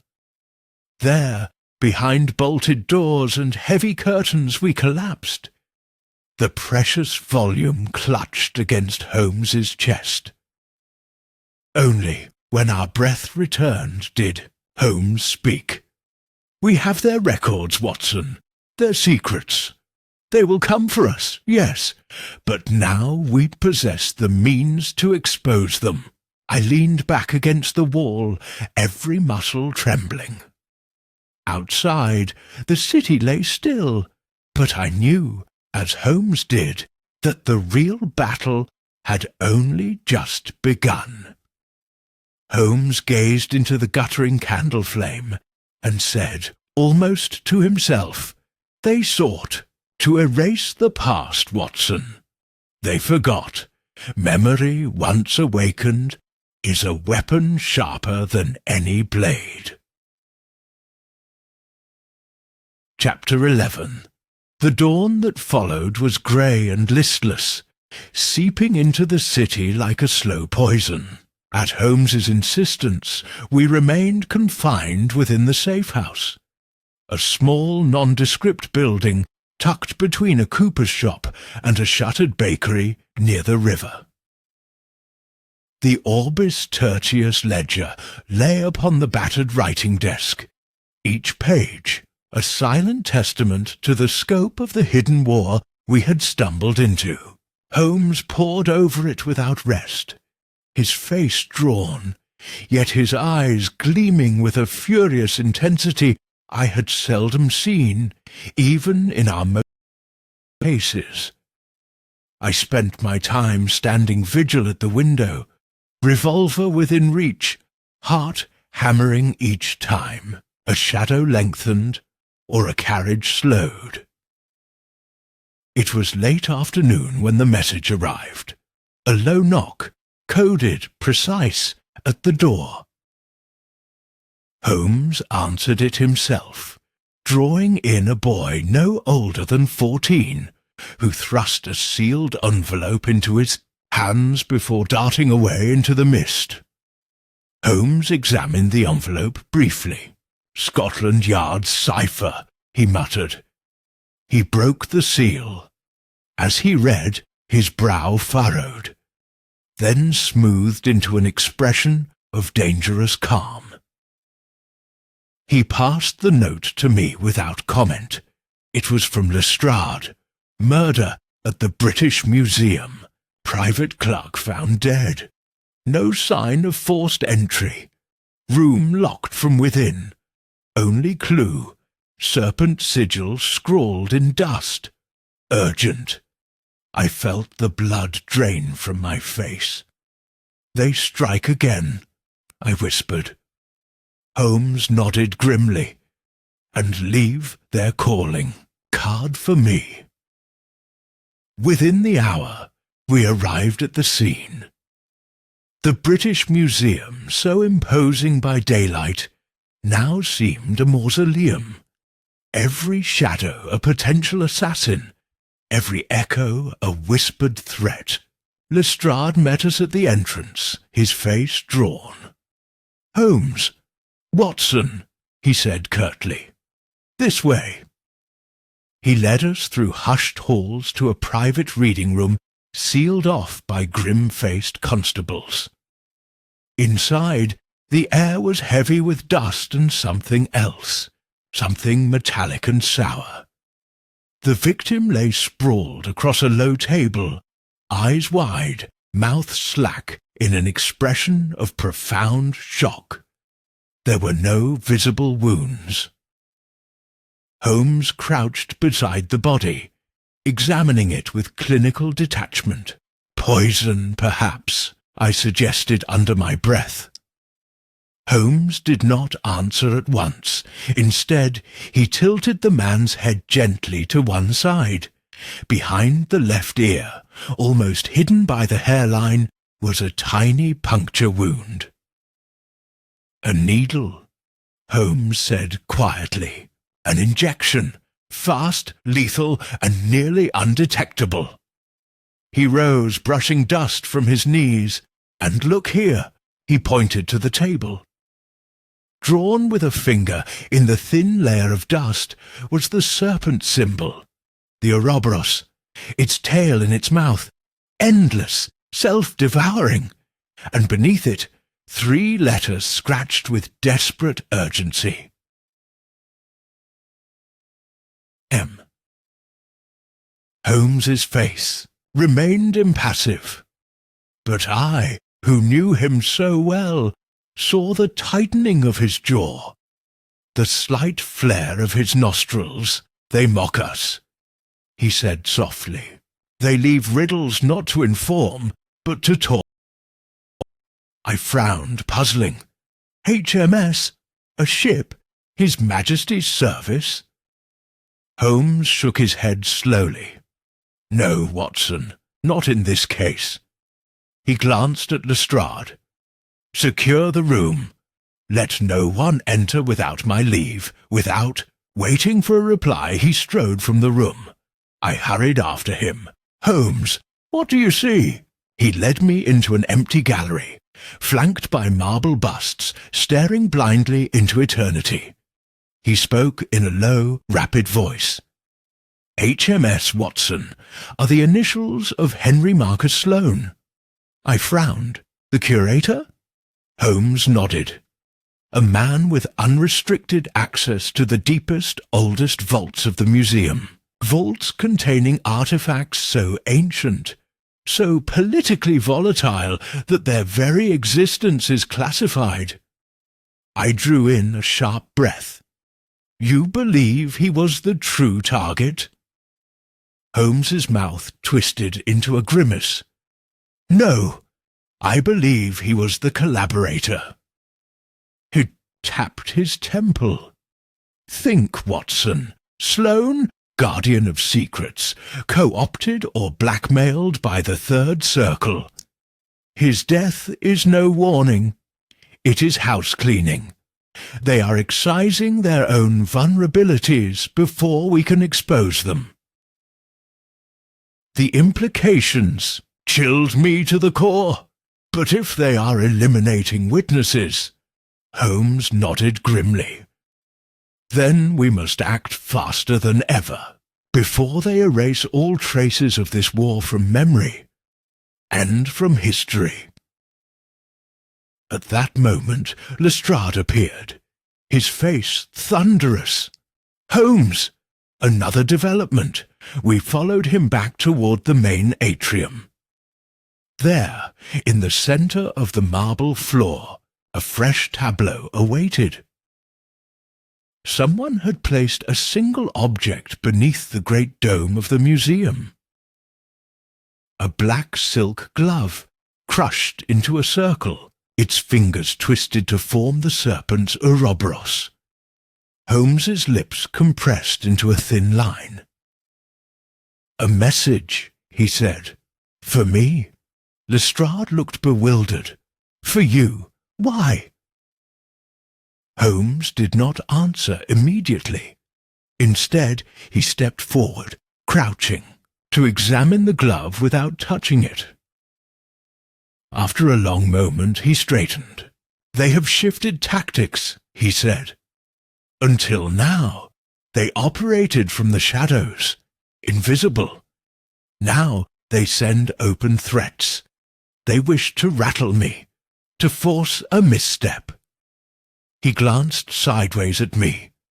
"But they forget one thing." I waited. Holmes's eyes gleamed.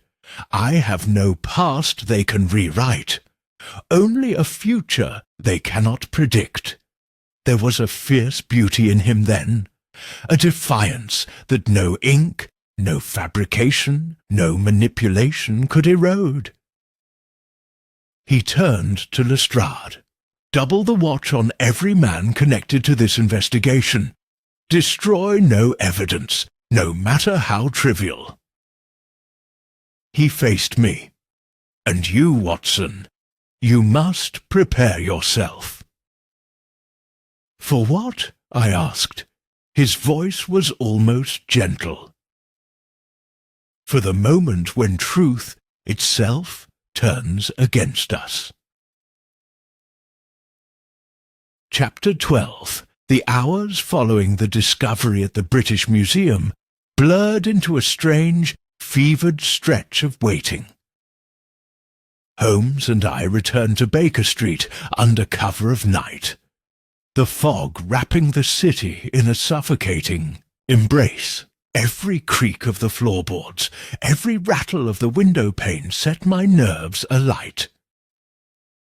Holmes, for his part, was uncharacteristically still, seated by the fire, fingertips pressed together, his eyes distant and unblinking.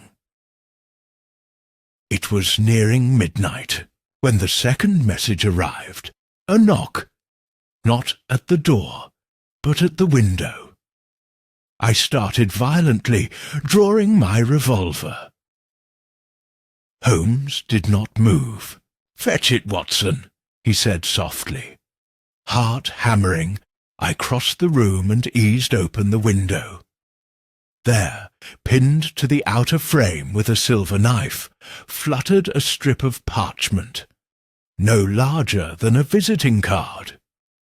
I plucked it free and brought it to Holmes. He read it aloud. "Come alone. Midnight. St. Cyprian's Asylum. Bring nothing. Leave Watson behind. Speak, and you will find silence." He folded the card and placed it in his breast pocket. "You will remain here, Watson." "No," I said at once, voice sharper than I intended. He smiled faintly. "It is not a request. This is a game of shadows, and I must move alone upon their board."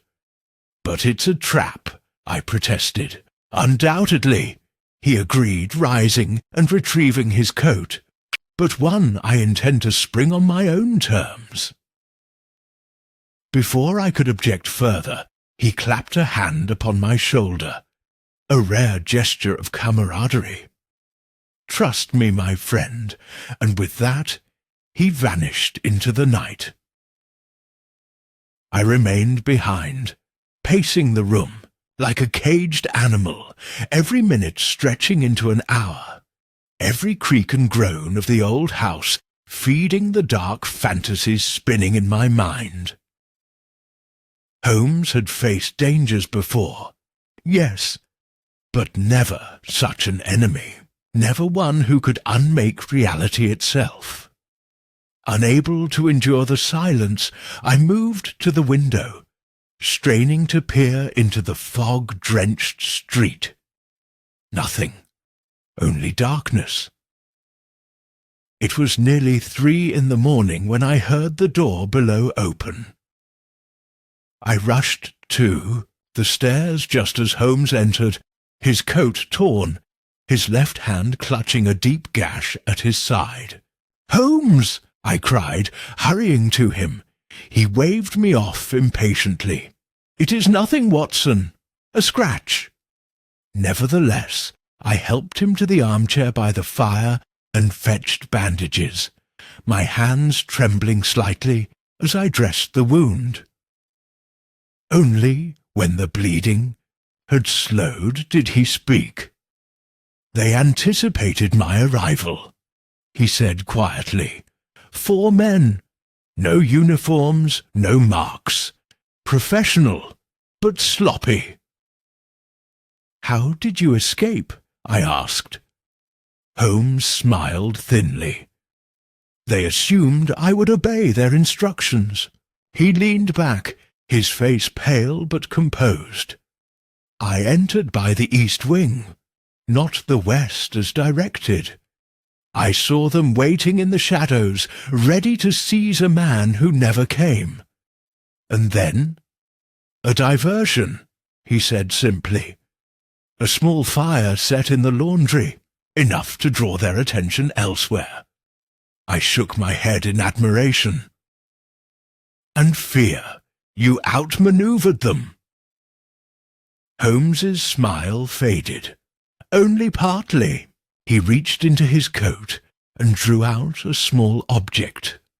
A glass vial, stoppered with black wax. Inside, a single scrap of paper curled like a sleeping serpent. Holmes unstoppered the vial and withdrew the paper with surgical care upon it. Written, in a spidery hand, was a simple message: "We see you. We hear you. We remember what must be forgotten. You are already lost." Holmes crushed the paper in his fist. "Mind games," he said. "Nothing more." Yet I saw the flicker of uncertainty in his eyes. "They know you live," I said grimly. "They know you fight." He nodded slowly. "And now they escalate." I helped him to his feet. "You must rest, Holmes." He shook his head. "Rest, Watson, is the luxury of the unwatched." He turned to the window, gazing into the mist beyond. "They sought to erase me quietly. Now they know they cannot, and so they resort to violence." He tapped the glass lightly, almost thoughtfully. "But they have made an error." I frowned. "How so?" "They have revealed that they fear exposure more than they value secrecy. They struck openly tonight. They left fingerprints where before they left only whispers." He turned back to me, and though he was pale and wounded, the fire of battle burned in his gaze. "We are close, Watson, closer than they realize." He moved to the hearth and stirred the coals with a poker, sending a shower of sparks into the darkened room. Then, in a voice so low it was barely a whisper, he said, "Memory, once awakened, is a flame they cannot snuff, and I, Watson, intend to burn their empire to ash." I said nothing. There was nothing to say. I watched as he stood there, outlined against the firelight, a lone figure poised against an invisible, relentless tide. And somewhere deep within me, beyond fear and doubt, a terrible certainty took root. This battle was no longer merely for survival. It was for the very soul of truth itself. Chapter 13. The following morning broke cold and bright, as if the city itself sought to wash away the unseen horrors of the night before. I rose early, anxious to check on Holmes, but found him already seated at the breakfast table, reading the morning edition of the Times with a detached expression. Without a word, he pushed the paper across to me, his finger tapping a particular column. I read breakthrough at Scotland Yard. Investigation into museum deaths and historical falsification resolved. Prime suspect confesses. My heart clenched. Confesses? I echoed, scarcely believing the word. Holmes steepled his fingers beneath his chin. So it would appear. The article went on to detail how Gideon Muir, the desperate solicitor who had earlier attempted to mislead us, had been apprehended attempting to flee London. According to the report, he had confessed to orchestrating the murder of Sir Benedict Hartley, falsifying museum documents, and acting alone in a grand scheme to destabilize Britain's historical institutions for personal gain. Lestrade, it said, considered the case closed pending final judicial formalities. I looked up from the page, stunned. But Holmes, this is absurd. Muir was a pawn, coerced into a false confession. Holmes smiled thinly. Yes, Watson. And now, thanks to Scotland Yard's eagerness for resolution, he is the perfect scapegoat. I set the paper down heavily. They will let the real conspirators slip through their fingers. Holmes rose and moved to the window, gazing out over Baker Street. Not slip, Watson. Vanish. He spoke with a calm certainty that chilled me. They are orchestrating a retreat, covering their traces before withdrawing into the mists from whence they came. I followed his gaze out the window, feeling a terrible frustration rise within me. But surely we can expose them. The ledger, the records. Holmes shook his head slowly. Stolen last night. I stiffened. What? He turned, his face grave. The Orbis Tertius volume gone from our hiding place. No forced entry, no sign of struggle. I could find no words. It is as if it never existed. Holmes said softly. A fitting irony. The enormity of it settled over me like a shroud. With Muir's fabricated confession, with the ledger vanished, with the evidence manipulated or erased, the third circle had achieved their goal. Plausible deniability. History, once more, would tell only the story they wished preserved. Holmes moved back to the hearth, where the dying embers of last night's fire smouldered listlessly. But there must be something we can do, I said, almost pleading. He regarded me with a long, unreadable expression. There is always something, Watson, but not always immediately. He picked up his violin, silent for so many days, and began to tune it with slow, methodical movements. They have won a battle, he said, not the war. I slumped into my chair, head in hands. The emotional weight of the past days, the uncertainty, the growing paranoia, the helplessness in the face of an enemy that seemed to command even memory, itself pressed down upon me. I wondered, not for the first time, whether we had glimpsed forces humanity was never meant to confront. Holmes played a low, aching note on the violin, and the sound seemed to echo the hollow ache within me. At length I spoke, and Muir. Holmes's fingers paused on the strings.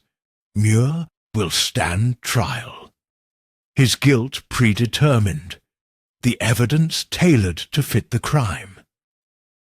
There was a deep sadness in his voice. Sadness, and something harder beneath. They will not risk allowing him to live long after sentencing. I shivered, but he was innocent. Holmes lowered the violin. Innocence, he said quietly, has little to do with survival in such games. The clock on the mantel chimed once, the sound sharp and jarring. Holmes set the violin aside and rose, moving to the sideboard where he poured 2 glasses of brandy. He handed one to me. To memory, Watson, he said, lifting his glass. I managed a weak smile. To memory. We drank.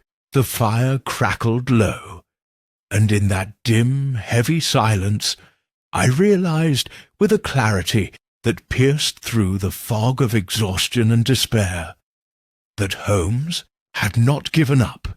No, he was waiting for the third circle to grow complacent once more, waiting to strike not with swords or bullets, but with the one weapon they most feared. Unalterable, undeniable, living truth. Holmes turned back to the window, the empty glass dangling from his hand, and as he stared into the shifting streets below, he said, almost to himself, "Let them think the game ended, Watson. The final move is still to come." Chapter 14. The false calm that settled over Baker Street in the days following Gideon Muir's so-called confession was an illusion, and Holmes, unlike Scotland Yard, refused to be lulled. I observed him keenly, noting the subtle preparations he made, the coded letters dispatched by discreet couriers, the sudden purposeful absences at odd hours, the faint knowing smile that played upon his lips when he thought himself unobserved. Holmes was laying a trap. I dared not interfere. I knew my role, as confidant, as witness, and when necessary, as shield. But Holmes kept the specifics of his plan guarded even from me. "Knowledge, Watson," he said one evening, "is a contagion. The fewer minds it touches prematurely, the fewer chances it has to be diluted or destroyed." Nevertheless, I gleaned enough from his feverish energy to understand the essence. He intended to force the third circle into the open, not through brute force, but through the one weapon they had not accounted for, their pride. He baited them with leaks, hints of surviving documents, whispers of unaltered memories tucked away safely beyond their reach, rumours planted among scholars and archivists suggesting that Holmes possessed undeniable proof of their manipulations.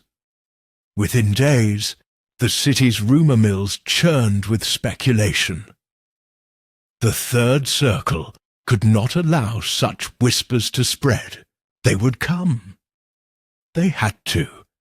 The confrontation Holmes had engineered took place, fittingly, in the heart of historical London, the Undercroft of the Guildhall, where the oldest city records were entombed beneath thick stone and iron. We arrived just before midnight, slipping past the drowsy caretaker with the forged letters of authorization Holmes had so carefully prepared.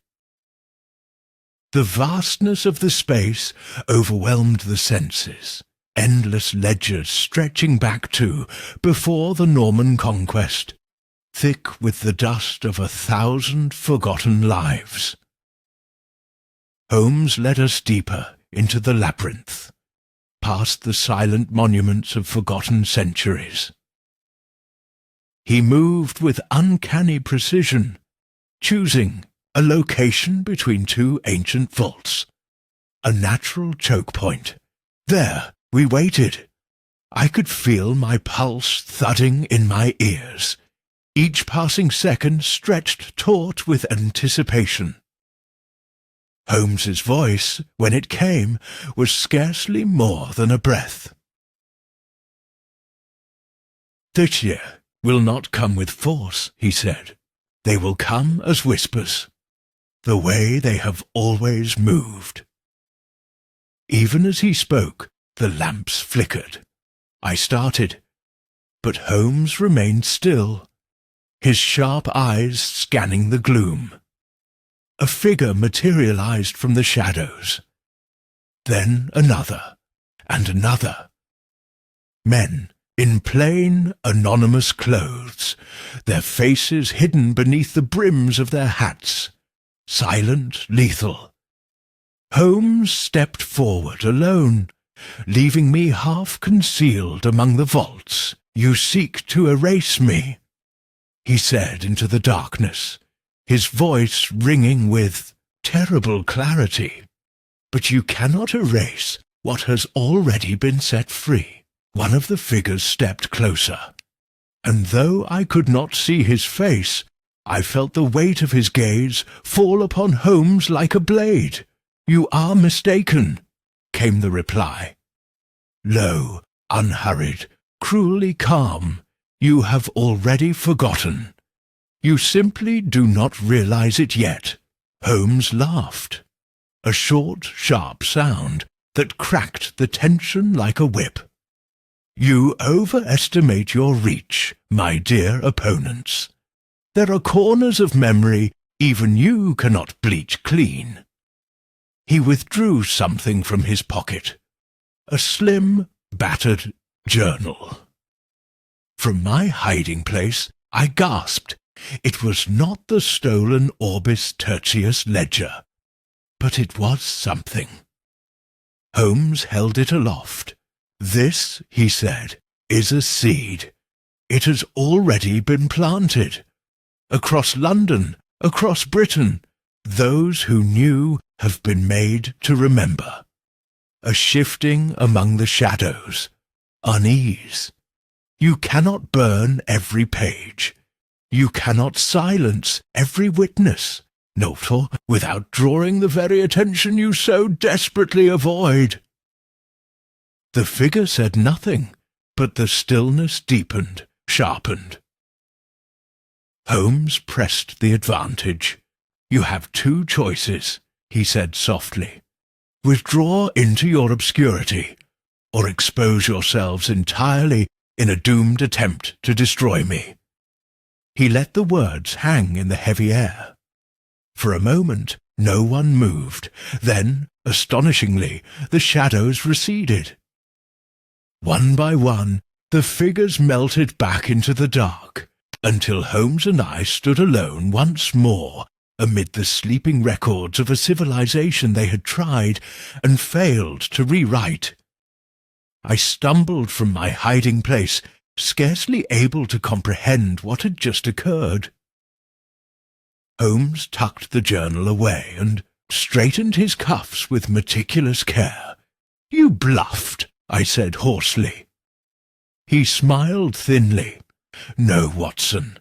I told them a partial truth, a handful of records, a few scattered memories, enough to make their grip tenuous." He led the way back toward the exit, his steps brisk, his bearing relaxed. But they believed it entirely because fear clouded their reason. Outside, the night air struck me like a slap. Holmes drew in a deep breath. "They will not vanish, Watson, but they will retreat, and we will have bought time." We walked a while in silence through the sleeping city. At last I ventured, "And what of us, Holmes? Will we always be looking over our shoulders?" His answer was soft, but it carried a weight that settled into my bones. "Always, my dear Watson, always." He halted beneath a gaslight, turning to face me. "But there is power in remembrance. As long as even a single mind holds the truth, the erasure is incomplete." He smiled, a weary, haunted smile. "And I trust you, Watson, above all others to remember." I swallowed hard, emotion tightening my throat. The fog drifted between us, pale and spectral. Holmes turned away, his silhouette blurring into the mist. "The end," he said, almost as an afterthought. "It is not the great battles or the grand victories that decide the fate of men. It is the memories that refuse to die." Chapter 15. It was 3 days before Holmes spoke of it. 3 days in which the city slowly returned to its somnolent rhythms, ignorant of the storm that had so nearly rewritten its very soul. I occupied myself with my practice, with the trivialities of ordinary life, but my mind was ever drawn back to that night beneath the Guildhall, to the shadows that had recoiled from Holmes's defiance, and to the chilling certainty that they were not defeated, merely waiting.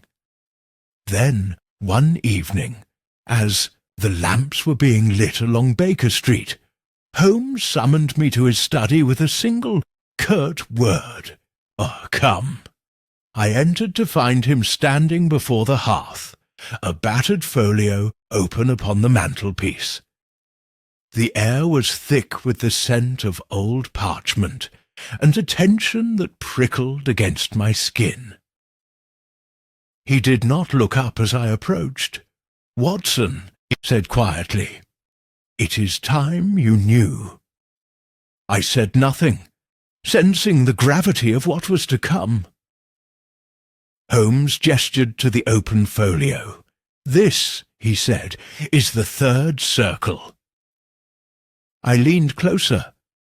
Inside the folio were a series of meticulously copied records. Not originals, I realized, but fragments Holmes had salvaged and reconstructed from countless sources. Legal ledgers, birth registries, shipping manifests, private correspondences. And woven through them all was a pattern. Faint, almost invisible, unless one knew where to look. Holmes tapped a page with a slender finger. "They began not as conspirators," he said, "but as historians." I frowned. "Historians?" He nodded.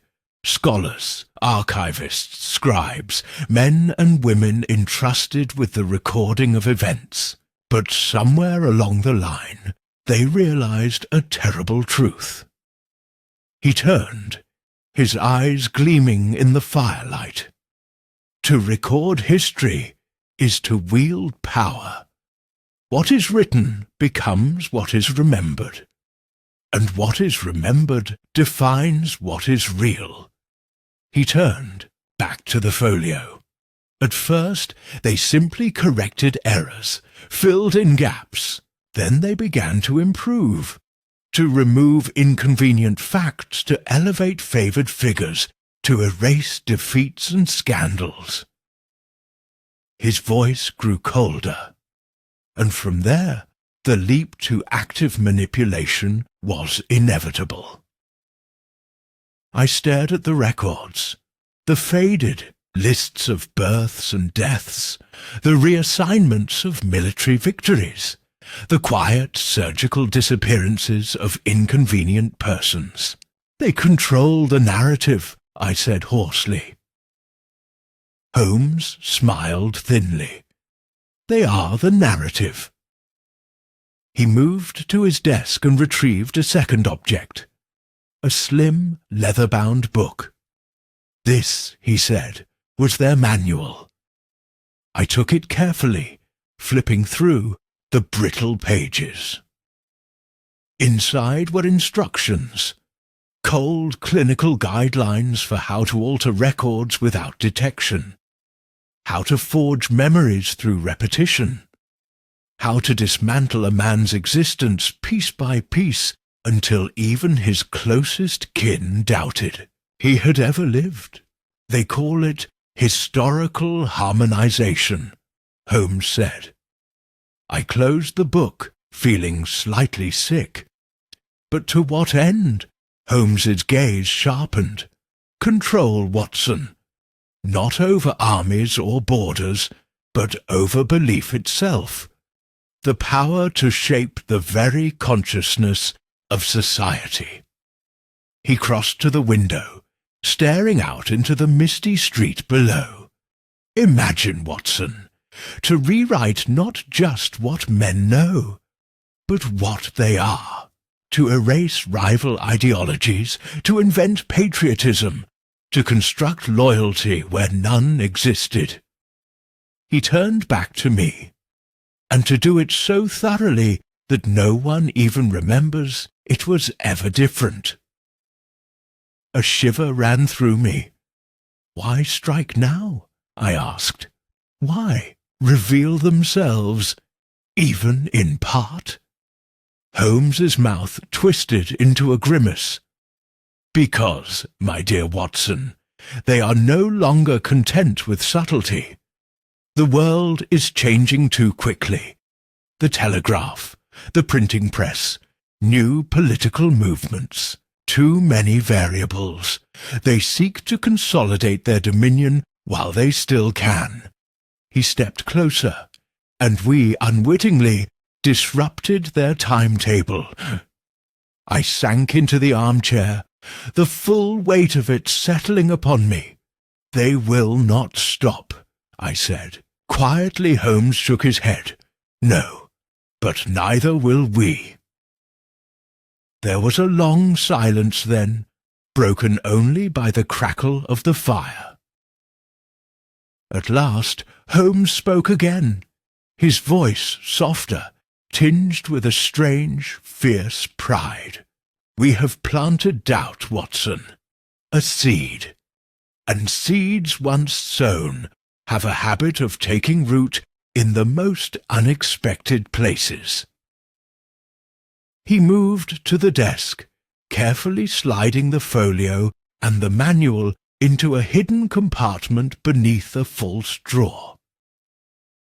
Memory, he said, almost to himself, the last refuge of truth.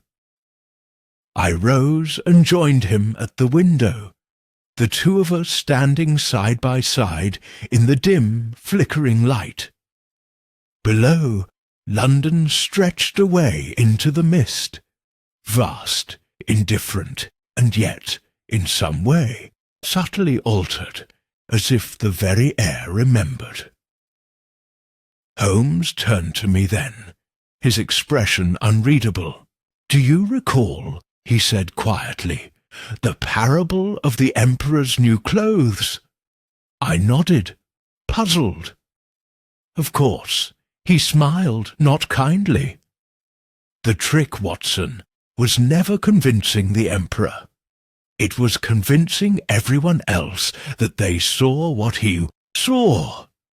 He clapped a hand briefly upon my shoulder, a rare, brotherly gesture, and then turned away, retreating once more into the shadows of the sitting-room. And though he said no more that night, his final words lingered with me long after. The lamps were doused, and sleep claimed the city.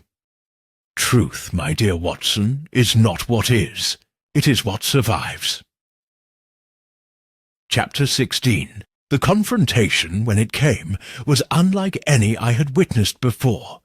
No pistols drawn, no desperate chase through fog-bound alleys. Only words, sharper than any blade, and the perilous battle of two minds locked in mortal contest. It began with a letter, delivered not by courier nor postman, but slipped, impossibly, onto Holmes's breakfast tray at Baker Street, despite locked doors and vigilant watch. The envelope was plain, the handwriting precise. Holmes broke the seal without a word and read the single line aloud. Tonight, the Athenaeum Club, the Archive Room, come alone or not at all. I rose at once, heart pounding. Holmes, this is madness, I said. They could ambush you. He silenced me with a glance, not harsh, but calm, almost sorrowful. This is the endgame, Watson, he said. It must be played. I would not abandon him, of course. By silent agreement, we prepared together. Revolvers loaded, notes concealed in the lining of Holmes's greatcoat. 100 small precautions against the inevitable treachery. Yet even so, I felt it. The unmistakable sense that we were stepping into a trap, not of iron or lead, but of perception itself. The Athenaeum Club was all hushed dignity and marble solemnity as we entered under cover of darkness. By prior arrangement with an ally inside the club, a minor functionary sympathetic to our cause, the archive room had been left unlocked, deserted, the night porter conveniently detained. We slipped inside. The room was vast, circular, lined with tier upon tier of ancient books and glass-fronted cabinets. A single figure stood by the fireplace, silhouetted against the wavering glow. Holmes motioned for me to remain by the door. Then he crossed the room alone. The figure turned, and for the first time I saw the face of our true adversary.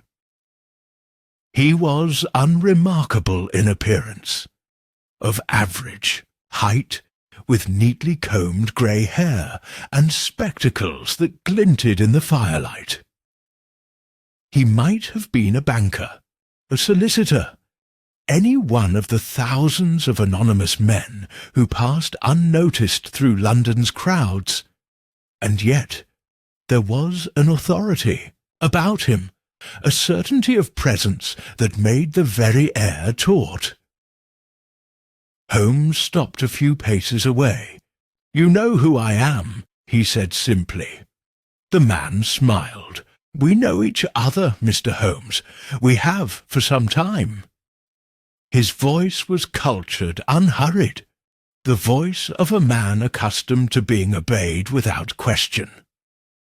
Holmes inclined his head slightly. "Yet you remain nameless." The man shrugged. "Names are fragile things. They can be altered, lost, forgotten." Holmes' smile was razor-thin. "Perhaps. But deeds endure." A flicker, almost too swift to see, crossed the man's face. Holmes had struck a nerve. "You have meddled in matters beyond your comprehension," the man said, his tone still polite, still detached. "And you," Holmes replied, "have mistaken your mastery of paper and ink for dominion over truth itself." The man moved closer to the fire. "Truth," he said softly, "is what we make it. It is the consensus of memory, the agreement of the record. Without us, chaos would reign. Factions, lies, anarchy. We bring harmony." Holmes's voice was very quiet. "No, you bring amnesia." The man smiled thinly. "Tell me, Mr. Holmes, do you truly believe you can resist us? That your little seeds of doubt will take root against the tides we control?" Holmes said nothing for a long moment. Then he stepped forward, closing the distance between them. "I do not need to resist you," he said. "You have already sown your own defeat." The man's smile faltered. Holmes pressed the advantage. "Your error was not in attempting to control memory. It was in believing you could control all memory." He reached into his coat and drew forth a small, battered notebook. Not the Orbis Tertius volume, but another, a simple ledger. Inside it, I knew, were the names of dozens who had encountered the erasures. Scholars, clerks, archivists, men and women who had begun, independently, to question the inconsistencies, the vanished lives, the rewritten events. It was not the proof itself that mattered. It was the pattern. Holmes held the book aloft. "You are bleeding at the edges," he said softly. "One mind at a time, one memory at a time. You cannot staunch every wound." The man's hands clenched at his sides. The first true sign of emotion. You think we will let this spread? Holmes's eyes gleamed. You cannot unspread what has already begun. The man's voice, when it came, was low and terrible. Then you shall join the forgotten. He stepped forward, but Holmes was faster. A flick of the wrist, and a thin vial shattered at the man's feet. A cloud of pale dust billowed up, harmless but blinding. By the time it cleared, Holmes and I were gone, slipping into the shadows of the Athenaeum's marble halls, vanishing into the city beyond. We made for Baker Street, under cover of night, moving swiftly, wordlessly. Only when the familiar door closed behind us did Holmes allow himself to sag slightly against the wall, breathless but triumphant. "You forced his hand," I said in awe. Holmes nodded, a faint smile playing at his lips. He revealed himself, not only to us, but to others who watch quietly from the margins. He tossed the battered notebook onto the table. "It is not proof that destroys tyrants, Watson. It is their own desperation." I collapsed into the armchair, the weight of it all pressing down upon me. "And what now?" I asked. Holmes moved to the fire, feeding it carefully. "Now," he said, Wait, for what?" He turned, the fire casting his face in stark relief. "Half light, half shadow. For the cracks to widen," he said softly. "For the memory they tried to erase to become the memory they can never contain."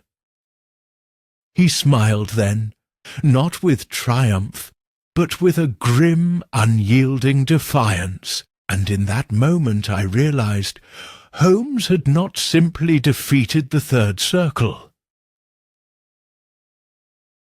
He had infected their perfect fabricated world with the one thing they could never purge. Doubt. Chapter 17. We returned to Baker Street just as the grey light of dawn began to seep across the rooftops. The house, still and dim, seemed to welcome us like an old sentinel, weary but undefeated. Holmes discarded his coat, set the battered notebook upon the table, and without a word poured 2 stiff brandies. He handed me one and gestured toward the fire. "Sit, Watson." There was a gravity to his tone I could not ignore. I obeyed. Holmes paced for a moment before the hearth, gathering his thoughts. At last he spoke. "You have questions," he said simply. I nodded. "More than I can name." Holmes offered a faint smile. "Then let us start at the beginning. Not of our investigation, but of theirs." He crouched by the fire, drawing idle patterns in the ash with the poker as he spoke. "The third circle, as we now understand, began centuries ago.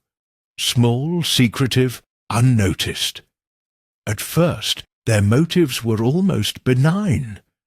To preserve knowledge, to correct official mistakes, to guard against dangerous misinformation." He looked up, his grey eyes catching the light. "But power, once tasted, demands more." He rose and resumed his pacing.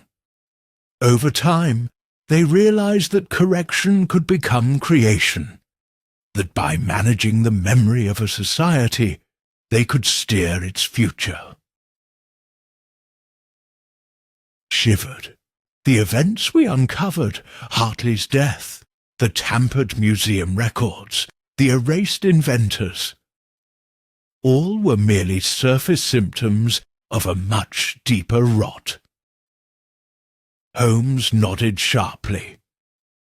They were tightening their control in response to external pressures, technological advancement, social change, new means of communication détour, all threatened to expose the inconsistencies they had painstakingly woven into the fabric of our history. He stopped before the window, staring out at the awakening city. Our involvement, he continued, was at first an accident. They did not anticipate the ripple effects of eliminating Sir Benedict Hartley. They underestimated the stubbornness of independent minds like yours and mine. He turned, his mouth twitching into a humorless smile. By the time they realized the extent of the breach, it was too late. Too many anomalies, too many questions. "And Gideon Muir?" I asked. Holmes's face hardened. A scapegoat, crafted to satisfy public inquiry and quietly close the case. His confession, extracted through subtle manipulation, fear, confusion, the promise of escape. He returned to the table, tapping the battered notebook. "This," he said, "this is our counterstroke. Not a smoking gun, but a whisper carried across 1,000 minds. Memories planted, doubts nurtured, connections left to grow in the fertile soil of uncertainty." I stared at the notebook, realizing its true power. Not irrefutable proof, but uncontainable suggestion. Holmes leaned forward, his voice dropping. "And that, Watson, is what they fear most." He sat back, exhaling slowly. The third circle thrives in silence, in unseen revisions, in the apathy of unquestioning minds. But now, somewhere, someone is wondering why they cannot find a birth certificate that once existed, why a public monument names a battle differently than their grandfather recalled. He smiled grimly. "It will spread, slowly, invisibly. They cannot rewrite every mind." There was a long pause between us. At last, I asked the question that had gnawed at my heart since the beginning. "Are we safe, Holmes?" He regarded me for a moment, as if weighing the truth against my need for comfort. At length he said, "No." I swallowed hard. "But we are known, Watson, and there is a curious kind of safety in that. They may erase a name from a ledger, a deed from a record, but not from every mind, not at once." He rose and moved to the mantelpiece, lifting the old Persian slipper where he kept his tobacco. "And you will remember." I saw then what he intended. If ever he were silenced, if ever the books and ledgers and newspapers were stripped of his existence, it would fall to me, to my memory, my writings, my stubborn refusal to forget. To preserve the truth, it was a burden I accepted without hesitation. Holmes lit his pipe, the first tendrils of smoke curling into the still air. "There is one more thing," he said, his tone almost casual. I raised an eyebrow. "While investigating the club's archive," Holmes continued, "I came across an anomaly, a gap not just in records, but in memory itself." He tapped his temple lightly. "A missing year, an entire period where events do not align. Even in my own recollections, I felt a chill crawl up my spine. You mean—" He nodded. "They have touched us, Watson, already, subtly, before this case even began, I gripped the arms of my chair. But surely we would know. Holmes smiled. Not kindly, would we? If they are as skilled as we believe, perhaps it is not what we know that matters, but what we have forgotten. The fire popped loudly, scattering embers across the grate. Holmes turned back to the window, staring into the pale morning light. I cannot say what was lost, he said, but I can say this. If they erased it, it must have been important. I sat in silence, the enormity of it pressing down upon me. The battle was not over. It might never be over. But somewhere, deep within, I felt a grim satisfaction. We had struck a blow, not against flesh, nor against stone, but against the very lie of manufactured memory. Holmes tapped out his pipe and set it aside. As he turned back toward the room, his face was shadowed, unreadable.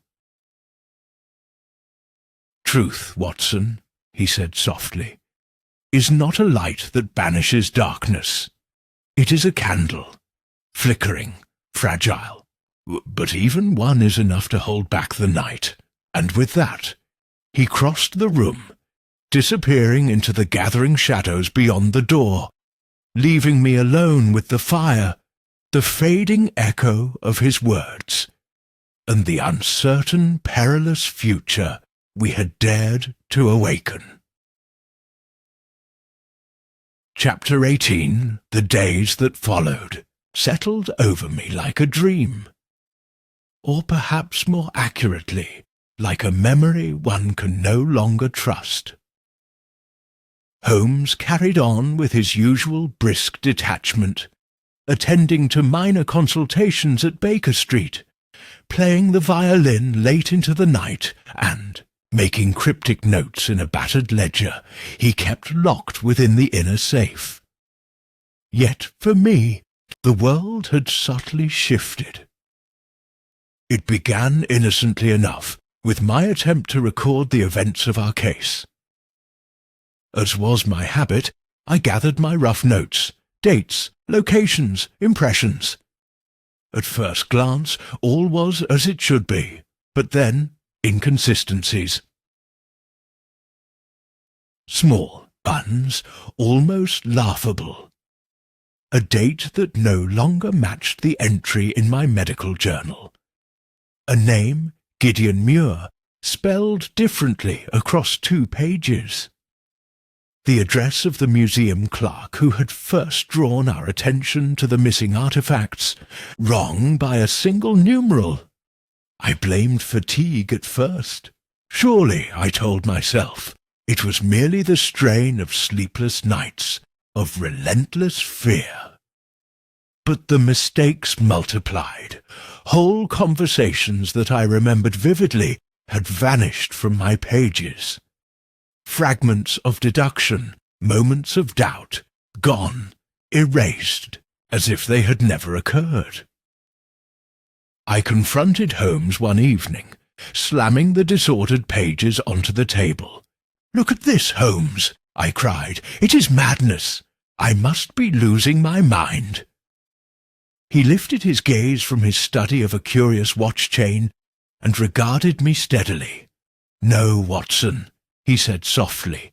"You are merely seeing the cracks." I stared at him. "They tampered with my notes," I whispered. Holmes nodded. "And perhaps with your memories."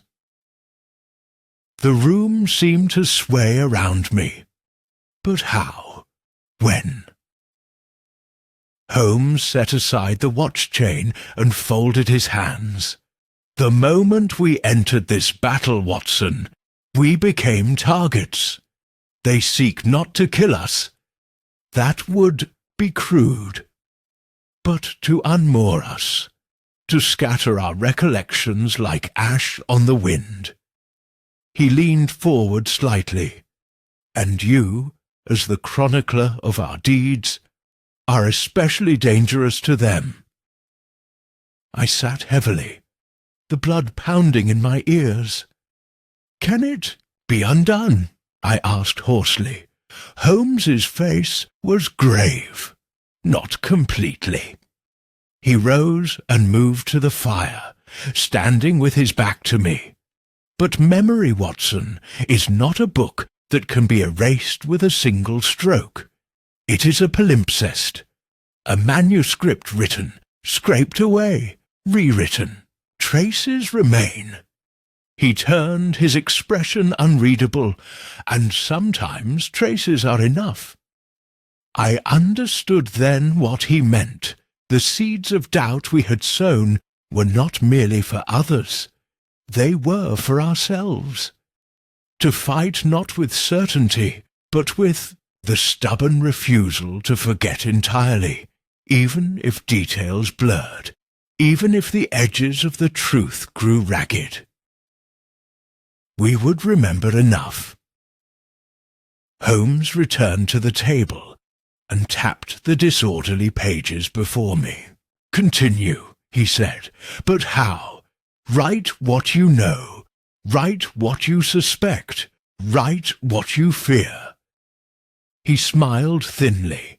"And in time, Watson, others may read it and recognize themselves." There was a heavy finality in his words, as if he knew that history, even if distorted, could not be wholly enslaved if fragments survived.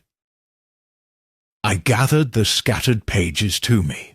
The fire hissed and popped in the grate. Outside, London stirred and muttered beneath the mist, oblivious, as always, to the wars waged silently in its alleys and libraries and hearts. Late that night, as Holmes dozed lightly in his chair, I returned to my own study. I rifled through my old case notes, the countless adventures we had shared, and there, among them, I found something that chilled me to the core. A case, half documented, half erased, the affair of the empty clock tower. A case I could scarcely recall. Mere fragments. A tower struck by lightning at midday. A man who claimed to have seen the hour of his death. Holmes laughing. Or was it weeping? In the rain, the rest, blank. Gaps yawning where memories should have been. Had we truly lived that case? Or had it been stolen from us? Took the battered notebook carefully and stared into the darkness beyond the window. We had won a battle, yes, but the war against forgetting, that war would rage forever. As dawn lightened the sky, Holmes stirred and opened his eyes. He regarded me with a knowing look. "You found it?" he said simply. I nodded. "Not all battles are fought with gunpowder, Watson," he said softly. "Some are fought in the quiet between heartbeats." I moved to the window, drawing aside the curtain. Baker Street lay peaceful in the early light, yet somewhere beyond those rooftops the third circle still moved, unseen, unremembered, waiting, plotting, and we, two stubborn men with imperfect memories, remained their most dangerous enemies. Holmes joined me at the window. We stood in silence for a long moment. At last he spoke, his voice low, but carrying a weight that settled deep into my soul. "We will be forgotten, Watson, not by all and not at once, but enough to matter. Enough that one day men will wonder if we ever truly lived, and if they do, let them wonder." He smiled then, that rare, fierce smile that had carried us through 100 perils. And in that moment, despite everything, I believed, not in invincibility, not in certainty, but in the stubborn endurance of memory, flickering, fragile, but burning all the same against the vast, dark sea of forgetting. Chapter 19. It is with no small measure of hesitation that I set pen to paper tonight. The events I seek to chronicle, to preserve, already slip like water through my fingers, the details blurring, the certainty fraying at the edges. I know, even as I write, that some of this is wrong, that some has been taken, that some may never have existed at all. But I must try, if for no one else, then for myself. We confronted the third circle. We exposed, no, not exposed, revealed their existence to ourselves at least. Holmes turned their weapon against them, not through the gathering of incontrovertible evidence, but through the planting of uncontainable doubt. He showed me that memory, imperfect though it is, cannot be wholly slain, that even when the records are burned and the testimonies altered, something stubborn endures in the human mind, a flicker, a shadow, a question. I remember the night at the Guildhall. I remember the confrontation at the Athenaeum Club. I remember Holmes's calm voice in the face of the architect of forgetting, or at least I believe I remember. And perhaps, in this war, belief is its own kind of resistance. Even now, as I sift through my notes, I find gaps, names missing, locations faded, whole passages of thought blotted out, or worse, rewritten into comfortable, logical lies. At times I feel I am chasing a phantom through my own mind, trying to capture a shape that has already turned to mist. Holmes warned me of this. He spoke, that night by the window, of palimpsests, of the ancient practice of scraping away manuscripts to write new ones atop the old. Yet traces remain, he said, ghosts of and so I write, I record what little I can. I hope, in some deep, irrational part of myself, that one day these words might find another mind, one untainted, one stubborn enough to question the smooth lies laid over our world like fresh paint over cracked plaster.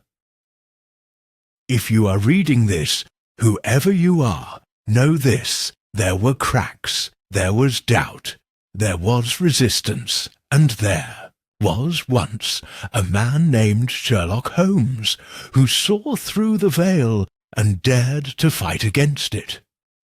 I find myself reflecting, too, on the small, chilling details that now strike me differently. The missing years in government records, the contradictions in newspapers, events celebrated and then forgotten, the faded plaques on monuments no one visits anymore, the growing sense that London itself, timeless, sprawling London, is a city stitched together from memory and misremembering, like a great tattered quilt. I wonder how much of it is real, and how much has been permitted to remain only because it no longer matters. Holmes himself seems undisturbed, or at least he gives no outward sign of disquiet. But I have known the man too long to be fooled by the facade. I see it in the moments he pauses before a bookshelf, frowning faintly, as if something that ought to be there no longer is. in the rare sharp glances he casts at me when I forget some small critical fact. A look not of judgment, but of grim recognition. We are wounded, both of us, not visibly, not mortally, but deeply, and the wound, I fear, is one that cannot be healed. I close this record, not with a sense of triumph, but with a stubborn, defiant hope. Hope that some truths, even battered, even blurred, will outlast the machinery of forgetting. Hope that doubt, once seeded, can flourish even in barren soil. Hope that memory, though frail and fallible, remains a weapon beyond the reach of those who would unmake the world in silence. Who will not forget Holmes, I will not forget this, not entirely, not yet. I set down my pen, the candle gutters low, casting long, trembling shadows against the walls of my study. A chill drafts through the window, stirring the loose pages on my desk. Somewhere in the city beyond, a bell tolls the hour. I rise, moving stiffly, and step to the window. Baker Street lies cloaked in mist, the gas lamps smudged halos against the encroaching dark. I imagine for a moment that I see them, the hidden ones, moving through the fog, unseen, unwritten. I wonder how many victories they have already won. How many truths lie buried beneath new narratives, accepted without question. How many battles are fought and lost every day, simply because no one remembers there was a battle at all. But not tonight. Tonight, I remember. I press my forehead briefly against the cool glass. Behind me, Holmes stirs from his chair, sensing my unrest even in sleep. I smile faintly. Not yet, I think. You have not erased us yet. And in that small, stubborn act of defiance, I find something like peace. For now. Chapter 20. The days that followed were uneventful, outwardly. Life continued in its usual rhythm, indifferent to the quiet storm that had passed through our lives like a shadow on a misty morning. Baker Street stood still, as it always had. The creaks of the old house, the ticking of the clock, the distant sound of horses' hooves on the cobblestones, all the familiar sounds that signalled the passage of time. But I knew things had changed irreparably, and I feared I was no longer certain of what I could remember. Or more troubling still, of what I had forgotten. Holmes, ever the enigma, resumed his daily routines with an unsettling calm. The violin, the scattered books, the cases that seemed to appear from nowhere, these were his sanctuary, his refuge. And yet I could not shake the feeling that he, too, had been altered in some fundamental way. There were moments when his eyes seemed distant, as though he were listening to a conversation I could not hear, or perhaps remembering something that I could not grasp. I had learned to read Holmes well enough over the years, but this was different. He was no longer merely the brilliant detective. He had become something else, something colder, more detached, as if he were seeing the world not as it was, but as it had been rewritten. I could not help but wonder.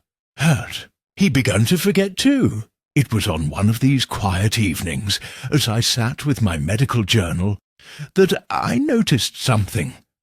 A small detail, but one that sent a shiver through me. Holmes had been playing his violin, the haunting notes filling the room, when he stopped abruptly.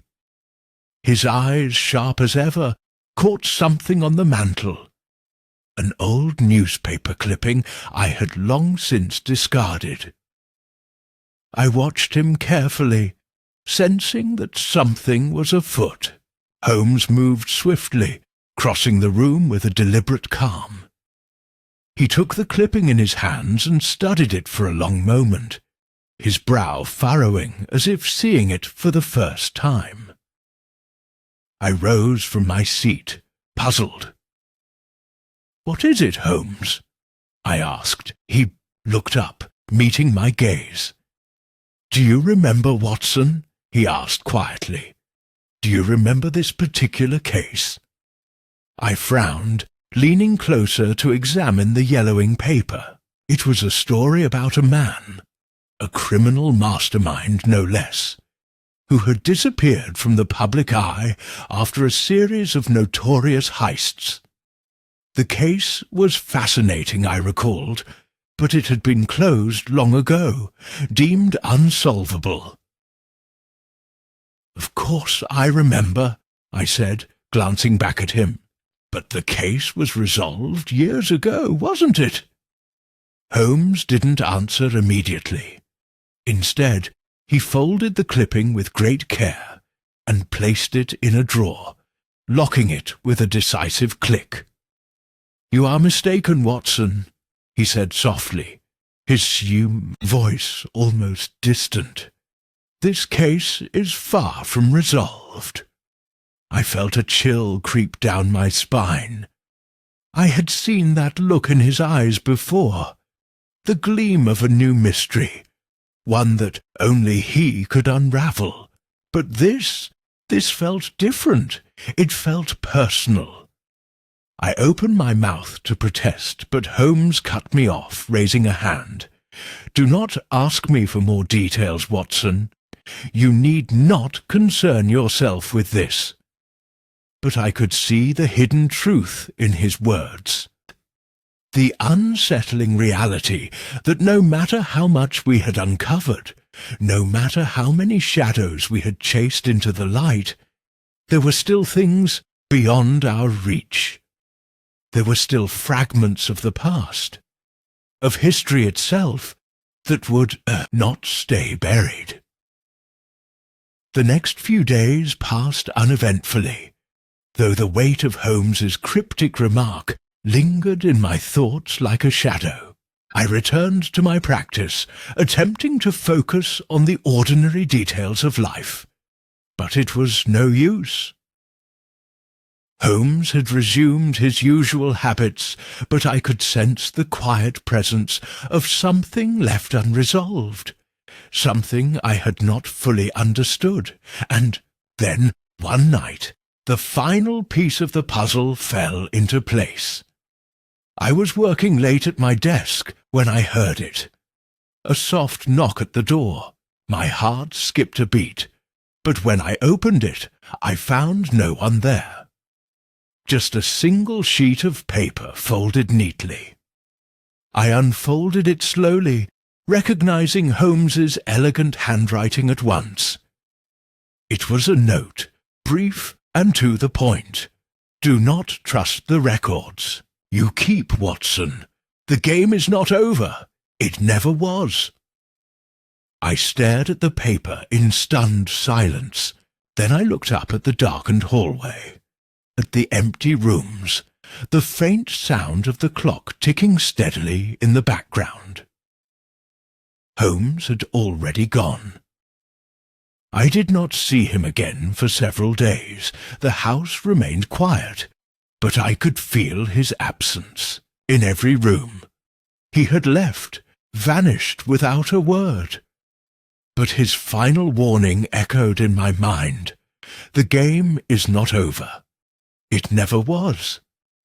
I knew then, with a sickening certainty, that Holmes had seen something I had not, that the shadows we had confronted together had not been banished, but merely obscured. The third circle, it seemed, was not defeated. It had merely shifted, slipping deeper into the undercurrents of society, where it could continue its manipulations, unseen, and Holmes had not stopped fighting. He had merely retreated to fight on another front, where memory itself was the battlefield. The final truth, the one that I had not understood until this moment, was this: we had not outwitted the third circle. We had merely begun to expose the cracks in their foundation, and now the true war was only beginning.